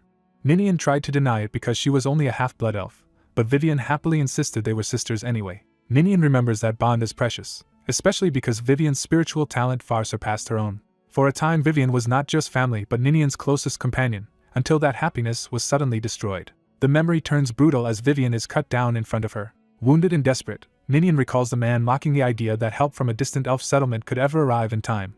He made it clear that no rescue was coming and that Vivian already belonged to him. When Ninian begged to trade herself for Vivian, he laughed off her plea as worthless. He rejected her as a mongrel and drove home how powerless she was. Even so, Ninian swore that one day she would become strong enough to never be helpless again. Back in the present, she acts on that vow by formally challenging Santa Maria to a duel. The challenge shocks everyone, especially when she declares that the loser must give up the exploration contract for Atlantis. Fran immediately objects that Ninian cannot make such a decision alone. But Fran is reminded that Santa Maria is trying to start a war, and stopping them matters more. She reframes the gamble as a chance to recruit both a gifted archer and a spiritist for their side. Leonard quietly asks Fran to trust him and let him handle it. After a moment of hesitation, Fran agrees and places her faith in Leonard. Leonard steps in physically and takes control of the confrontation. He faces Ninian and the others with calm confidence, drawing attention to himself. That only enrages the opposing captain, who grabs Leonard and demands to know if the boy really wants a duel. The captain presses harder, warning that elf spiritists are rare and asking what Leonard could possibly stake against one. Ninian answers for their side by offering the purchase rights to the Aquamarine, insisting even many spiritists together would not match her worth. Fran raises the stakes further by offering Santa Maria's Atlantis exploration rights in exchange, calling it a fair trade. The enemy leader recognizes just how serious and costly the wager has become. He accepts, but adds one condition: the duel must be against a member of Aquamarine. His pride refuses to let some noble girl hire a swordsman to fight in her place. Leonard immediately agrees that the duel will be one-on-one between the captain and himself, with no objections allowed. He goes even further and declares that he will settle everything in a single day. The decision leads them to the Atlantis Magic Tower, where the sheer scale of what Leonard has proposed leaves others stunned. Even so, Leonard steels himself and commits fully to the fight ahead. As they prepare, Fran explains that Conrad is not just a thug but the leader of an A-rank party and a magic swordsman. She admits Leonard's recklessness came from being fed up with Conrad, but that does not make the threat any smaller. The group concludes that even with Ninian and another B-rank fighter together, they still would not stand a chance against him. Ninian apologizes for dragging everyone into her personal grudge, but the others accept that there is no turning back and focus on what comes next. In response, Leonard reveals a hidden trump card by drawing power into his blade. Blue energy gathers around his sword, showing that he can form an aura blade. Fran is stunned by the revelation. The others realize Leonard had concealed strength far beyond what he had shown at the festival. Leonard confirms that, officially at least, he has never had a reason to reveal his true power until now. With that weapon in hand, he declares that he no longer sees any way he could lose to Conrad. Fran falls silent as the meaning of his confidence finally sinks in. Then her doubt breaks into joy, and she proudly affirms that trusting Leonard was the right choice. Leonard thanks her, while she reassures him that Conrad has not yet reached the level of a true sword master, making victory feel attainable. Ninian still worries that being a magic swordsman should require a specific counter, not just confidence. A new voice cuts in and tells her not to worry about that problem. A sharply dressed man arrives with a hooded companion and declares that no one in this country is more of a genius than Leonard. The scene opens in a formal chamber where a serious decision is about to be made. A woman and a bespectacled man acknowledge the situation and prepare to address a delicate request. The man confirms that they want him to serve as the witness for an important duel. Leonard and Esther explain that too much depends on the match, so they need someone trustworthy to ensure there is no foul play. The woman agrees easily, reminding him that he already owes Esther for saving her. But the man makes it clear he has no intention of pretending the contest will be honorable. Elsewhere, Conrad privately admits he expects the duel to be dirty. When Conrad arrives, a red-eyed superior receives him with familiarity and purpose. The superior is revealed to be Pablo, a high-ranking member of the Atlantis Union Council, attended by subordinates. Pablo sees the coming duel as the perfect chance to seize Aquamarine's power and influence. He orders Conrad to take a special medicine before the fight, promising it will temporarily raise him beyond the level of a sword master. Conrad dismisses the need for such help, convinced he can crush Leonard instantly without it. Pablo cuts off that pride and reminds Conrad this is an order, not a request. He insists the enemy must have prepared something, so they cannot afford to waste this opportunity. Conrad is told to secure the Aquamarine victory at any cost. He submits and vows he will not fail. That ruthless resolve carries forward as the duel approaches. On the day of the duel, the conflict becomes a public spectacle. The Bermuda Grand Auditorium presents itself as an event hall, but in truth it functions as an arena. Among the spectators, gamblers welcome the match as entertainment and immediately start talking about bets. Confidence in Conrad spreads through the crowd, with many treating his victory as a foregone conclusion. Rumors claim the challenger is just an unknown brat and that the outcome has already been decided. The announcer introduces the fighters, Conrad for Santa Maria and Leonard for Aquamarine. With both men already facing each other, the announcer stresses how much is riding on the duel and how unusual it is to have a witness of such authority. That witness is revealed as Lord Jack Russell, Chief Elder of the Magic Tower. Jack's presence confirms that events are unfolding exactly as expected, and his role as Aquamarine's guarantor shocks onlookers. Earlier, the woman had questioned why Esther wanted her to take on that role. Esther explained that with Aquamarine's funds in danger, she could trust no one else to keep the duel from being manipulated. She also warned Leonard that the crowd would favor Conrad, since Leonard was still an unknown in the official records. Her allies agreed that almost no one would bet on Leonard. Leonard answered with confidence, trusting that the Magic Tower sword he borrowed would keep him from losing. The woman accepted that confidence and asked him to reveal whatever alternative plan he had prepared, and he agreed. Back in the arena, the signal is given and the duel begins. Conrad opens by taunting Leonard, framing the fight as a chance to legally kill him. Leonard refuses to be rattled and answers with calm contempt. That disdain enrages Conrad, who realizes Leonard still looks down on him. Conrad unleashes a fire-based circle spell, intending to burn Leonard to ash at once. A blazing sphere of magic expands across the arena. Leonard bursts through the flames instead of retreating, turning Conrad's opening attack into an opening of his own. Recognizing the spell as fifth circle magic, Leonard decides he can no longer hold back the power he borrowed from the Magic Tower. He channels magic into his sword, revealing it to be a top-grade artifact designed for magical infusion. With wind magic surging through the blade, Leonard cuts through the attack and drives forward. Conrad is stunned to realize his opponent is not just a swordsman but a magic swordsman as well. Leonard follows with a rapid, high-speed assault that forces Conrad onto the defensive. The exchange tears into the arena floor under the force of Leonard's strikes. Conrad is driven back through flying debris as Leonard keeps pressing the advantage. Leonard commits fully to the chase, refusing to let Conrad recover. But Conrad suddenly alters the battlefield with a dark, unnatural force underfoot. Using gravity magic, he traps Leonard's movement and boasts that no matter how fast Leonard is, he cannot escape gravity. Leonard strains against the crushing force as Conrad's counterattack begins to turn the fight. A blazing strike crashes into the arena, announcing the duel with overwhelming force. The bald veteran is caught off guard as the young swordsman closes in before he can recover. The youth opens with a brutal kick that snaps the man's head back and draws blood. He follows immediately with a downward sword blow, pressing the attack without hesitation. The older fighter reels, coughing blood as the sudden assault breaks his rhythm. Still, the blonde swordsman advances calmly with both blades ready, refusing to let the pressure drop. The veteran realizes too late that this is no ordinary mage and curses himself for underestimating a magic swordsman who can draw a blade so fast. Driven into a corner, he decides to rely on a hidden trump card. He activates it from inside his mouth, revealing he had prepared a secret weapon for this match. Dark power erupts around him, transforming his presence into something far more dangerous. With that power surging through him, he drops all restraint and openly declares his intent to kill. The young swordsman instantly judges the new strength to be on the level of a sword master and realizes the fight has changed. The veteran launches himself forward with explosive force, confirming the hidden weapon has massively boosted him. He rushes past the youth in a savage counterattack, turning the momentum in an instant. Blood spills as the younger fighter is cut, proving the veteran can now break through his defense. The older man's eyes blaze with murderous confidence as he senses victory within reach. He keeps up the assault from above, trying to finish the wounded boy before he can adapt. The blonde fighter pivots away and regains his footing, refusing to be overwhelmed. The veteran declares the match over, convinced the gap in power is now absolute. He swings a massive aura-forged blade upward, finally revealing the full shape of his enhanced technique. Instead of panicking, the youth recognizes it for what it is and understands his opponent is finally using his sword seriously. He answers by raising his own weapon and deciding to meet that power head-on. Blue energy gathers around his blade as he forms an aura blade of his own. He dives through the arena in a sweeping arc of blue force, matching the veteran's attack rather than avoiding it. Their clash shakes the ground, and the young swordsman drives straight through the exchange. The veteran is stunned that someone so young can wield an aura blade at all. His disbelief turns to panic as he realizes his advantage has vanished. A colossal blue manifestation engulfs the battlefield, and the veteran is utterly overwhelmed by the youth's superior technique. Watching from the sidelines, an official denounces the result as impossible and fraudulent. He tries to stop the match at once, insisting there is no way a magic swordsman could use an aura blade. But beneath his outrage is fear, because he knows the forbidden enhancement he arranged has been exposed and his own position is now in danger. A new voice cuts him off before he can keep talking. A high-ranking woman pointedly asks whether he is accusing the chief elder of the magic tower of failing to notice foul play. Faced with that implication, the official immediately backs down. Another observer notes that even the attempt to rig the match had been anticipated and recorded, leaving the man no room to escape responsibility.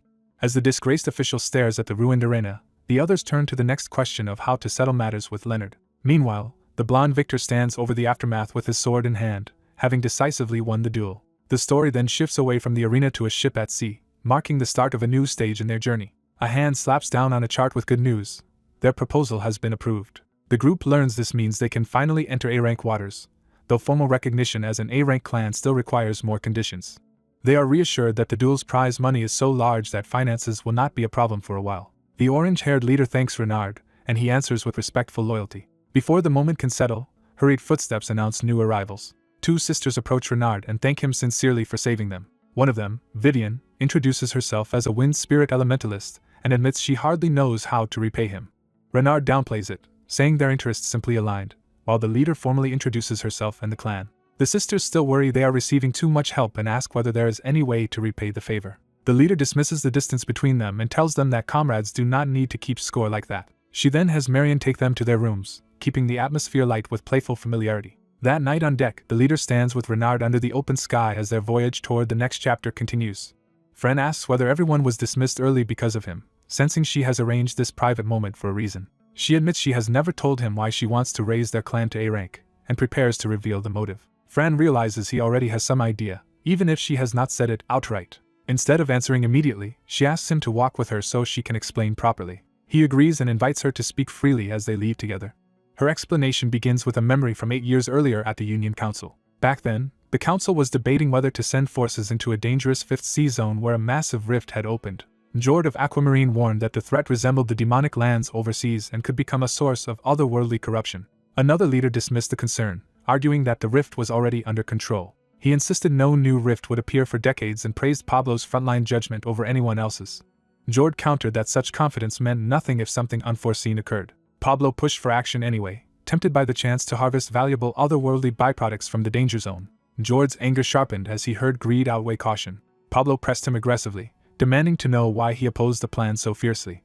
Jord reminded him that those byproducts were the foundation of Atlantis' prosperity, making the Council too dependent on reckless risk, then called for the other's judgment. The room fell into a telling silence, and Jord understood he had been outvoted. Accepting the council's choice, he withdrew his hand and acknowledged that the decision had been made. Even so, his frustration boiled over as he clenched his fist. He condemned the council for letting greed blind them to the danger. Realizing Aquamarine could no longer rely on the other A-rank clans, he ordered his own people to sail at once. Aquamarine committed itself to sealing the last rift alone. His crew answered immediately and launched the ship into action. Using magic and the ship's systems, they drove forward with overwhelming force. The vessel surged into the Rift Sea as Aquamarine's operation began in earnest. Their power tore across the battlefield in a brilliant arc. Jord fought through monstrous resistance and, despite the corruption spreading from the rift, led the effort that finally sealed it. When others called for him to return, he stayed long enough to reduce the number of remaining rifts as much as possible. Back in the city, people complained that he cared more about adventurers than his official duties, but he ignored them. He declared he would not come back until he had sealed the giant rift called Charybdis, shocking those around him. He remained unmoved by their alarm. His answer was simple. That was exactly why Aquamarine had to be the one to go. So Aquamarine sailed straight toward the colossal red rift. The sea itself trembled beneath the ship as they advanced. Returning to the present, Fran explains that nothing had gone wrong in that mission because Aquamarine had truly been extraordinary. Remembering it still leaves her subdued, as if the cost of that strength has never left her. Fran repeats that they were genuinely powerful, confirming the impression the story leaves on him. In the flashback, after the battle seemed over, the crew finally believed they could go home. Jord noted that the delay would worsen the spread of land corruption, but at least they were returning alive. He also knew the council would blame him for the time it had taken, and accepted that burden. He tried to lighten the mood by asking Fran to agree that everyone would be angry with him, drawing his family into the moment. His daughter happily asks if they are finally going home, and her mother stands beside her with quiet relief. That peace is shattered when a violent explosion erupts against the ship. The crew recognizes the attacker at once, the Moby Dick. Jord is stunned into wondering whether Pablo had planned this betrayal from the beginning. Fran, still a child, looks to her father in confusion as her mother realizes the danger. Jord orders Marion to protect Fran and commands the crew to make for the docks at full speed. He believes that if they can just reach port, their enemies will not dare continue such an open attack. As the ship races for safety, he prepares to intercept the enemy vessel himself. Pablo reveals the true aim of the ambush: to crush Aquamarine's will to resist, even if it means throwing everything away for his pride. Enraged by the treachery, Jord draws his weapon and charges into the fight. A young man swears that Aquamarine's honor and will must survive, even at the cost of his life. As danger closes in around him and the orange-haired girl, he clings to that resolve instead of giving in. The moment erupts into a violent blast, forcing the scene into chaos. A blue-eyed observer takes in the aftermath with sudden focus. Later, aboard a ship at night, the blonde swordsman reflects that the stakes are too high for him to quit now. His pink-haired companion warns that opposing Atlantis directly is far more serious than expected and gives him a chance to walk away. He refuses without hesitation. To him, facing strong opponents is exactly the kind of path he wants, especially if it serves a worthy cause. He adds that enemies who are truly vile deserve no mercy from him. The woman is briefly left speechless by how firmly he means it. Then her tension breaks into delighted admiration, and she openly praises him. Encouraged, she invites him to formally join Aquamarine and stand with them. He accepts and commits himself to Fran's side.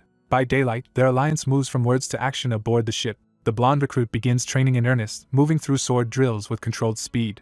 His focus sharpens as he reads the flow of the exercise. A silver-haired teammate launches in aggressively, testing his reactions from range. At the same time, the dark-haired fighter presses from another angle, forcing him to handle both attacks together. He answers with a clean countercut that breaks their momentum. The exchange ends with him holding the center while both partners are checked, and the drill is called there.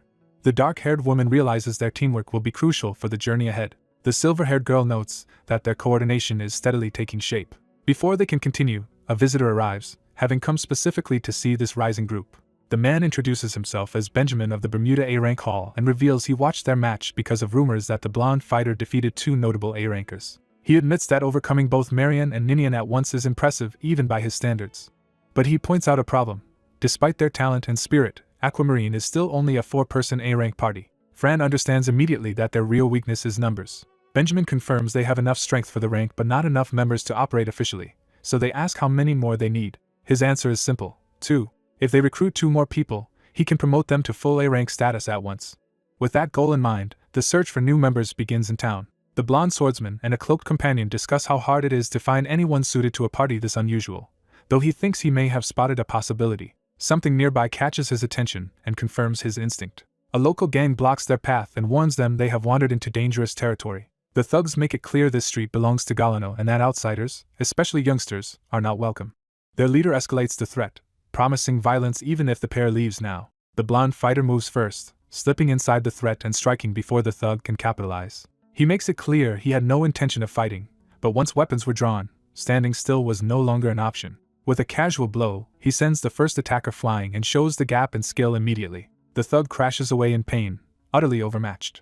That disturbance draws the attention of a larger, more dangerous man nearby. The newcomer enters the fray with explosive force.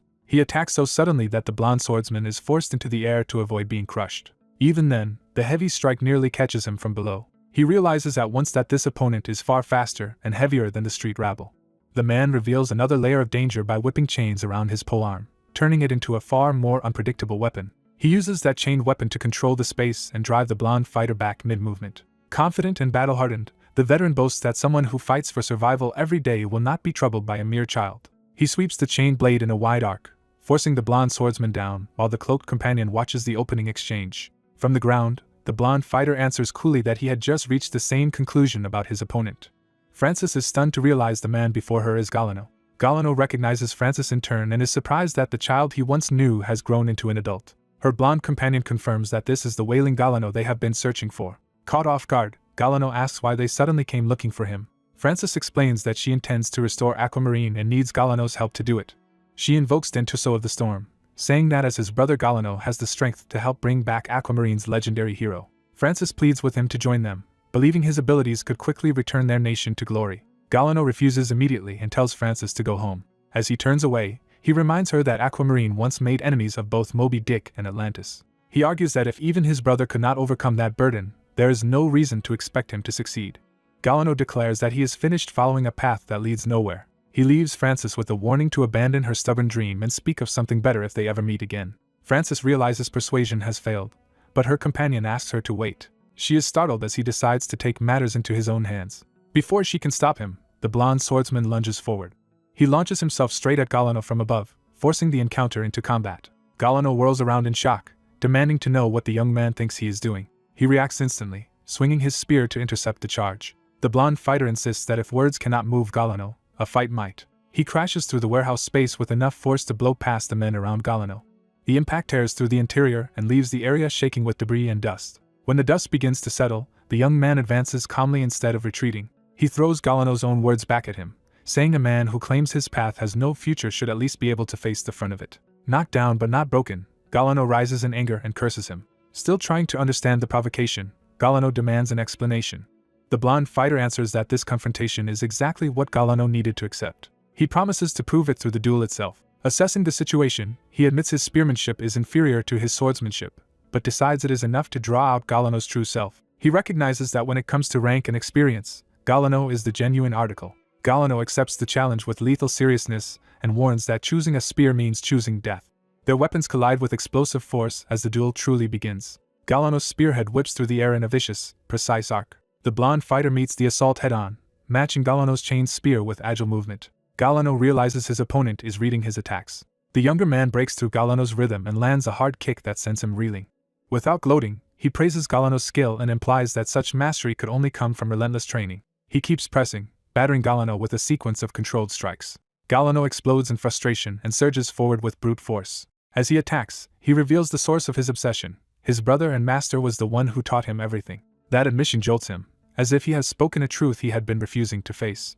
In that opening, a remembered lesson surfaces, criticizing his shallow thrust and poor follow-through. The blonde fighter recalls the proper technique: keep the grip half open and release power only at the instant of rotation. He adjusts his hand exactly as taught, preparing a refined counter. With a sudden rotational burst, he unleashes a rising strike powerful enough to tear up the ground between them. Galeno is left staring in shock as the technique lands. The cracked earth and the distance force between them make clear that the duel has shifted decisively. Galeno finally understands what he has been shown. For the first time in a long while, he feels as though time in his life has started moving again. His anger gives way to gratitude, and he asks the young man to teach him more through this duel. The blonde fighter accepts, and the clash becomes the beginning of Galeno's return rather than another refusal. A fierce sparring match ends with the blonde youth pressing the attack while the battered veteran, Galeno, refuses to back down and relishes the challenge. By morning, the confrontation has given way to a calmer moment at Aquamarine's industrial base. Galeno and the blonde fighter walk together, their bruises showing that the clash has already turned into mutual respect. Someone calls out to Galeno, interrupting their return. The guild leader greets him with relief, noting that he seems to be in far better spirits than before. Galano admits the beating helped clear his head, and the blonde youth stays close at his side. Leonard openly praises the boy's talent, predicting he may one day surpass his older brother. The compliment surprises the guild leader, who jokes that men seem to bond through fighting. Galano confirms it, explaining that he genuinely enjoyed the exchange. With the mood settled, the guild leader asks him once more to reconsider her earlier offer.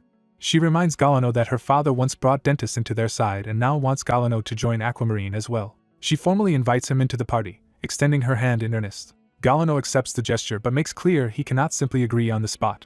Instead, B-rank adventurer Galano of the Wailing swears himself to the sea and promises to stand firm through any storm. Leonard sees the result as progress, believing Aquamarine has moved one step closer to reaching A rank. As they leave together, the guild leader decides they should recruit at least one more capable ally if possible. Elsewhere, new visitors arrive indoors, their footsteps signaling an unexpected meeting. Chief Elder Russell and Esther appear at Aquamarine's headquarters, surprising the household with an unannounced visit. The guild leader is startled to see them both there. She and Leonard quickly asked what urgent matter brought them in person. Russell explains he heard Aquamarine is trying to raise its rank by exploring rifts. Because rifts are his main field of study, he says his research depends on obtaining many specimens, which adventuring parties usually provide. But those supplies have recently dried up, and Leonard immediately suspects the Union Council is behind it. Russell agrees, believing the Council is manipulating prices and deliberately restricting rift byproducts for its own advantage. That leads Aquamarine to ask what exactly he wants from them. Russell answers with sudden confidence, ready to make a proposal. He offers to accompany their expeditions as a researcher, promising that with him they could gain far more than ordinary byproducts. The guild leader welcomes the idea but hesitates, unsure whether he truly means to put himself in danger. Russell clarifies that he would not join as a combat crew member but as a guest researcher attached to the expedition. Esther backs him up, arguing that his strength and cooperation would make him a major asset when it matters. Faced with the group's support, Benjamin is pressed to give a practical judgment rather than an emotional refusal. He concedes there is no doubt about Russell's combat ability, though he worries about the risk of taking the chief elder into a rift. Even so, he hands over a list of currently available rifts, and the guild leader gratefully accepts it. Eager to move forward, she asks if they can depart for one of those rifts immediately. Benjamin agrees without further delay. Russell and Esther send Aquamarine off with their blessing as the mission is set. Soon their ship cuts across the sea toward the chosen destination. Under clear skies, the vessel advances steadily over open water. Aboard ship, a crewman complains that they set sail before he even had time to greet everyone properly. The guild leader teases him for still being as impatient as ever, though she wonders if she may have rushed things too much. He reassures her that her directness suits her, and that he is genuinely glad to see Galano again. Confident that Galano's return will shock the others, he shoulders his weapon and looks ahead to the mission. He then asks where they are headed, wanting the destination explained at last. Leonard reads from the briefing and identifies the target as a spatial scale rift with difficulty rated B. He adds that the danger level is slightly higher, at B+. The rift lies in the 5th sea area and is known as the Sea Orc's lair. Inside, savage sea orcs roar in the darkness, revealing the brutal enemies waiting for Aquamarine.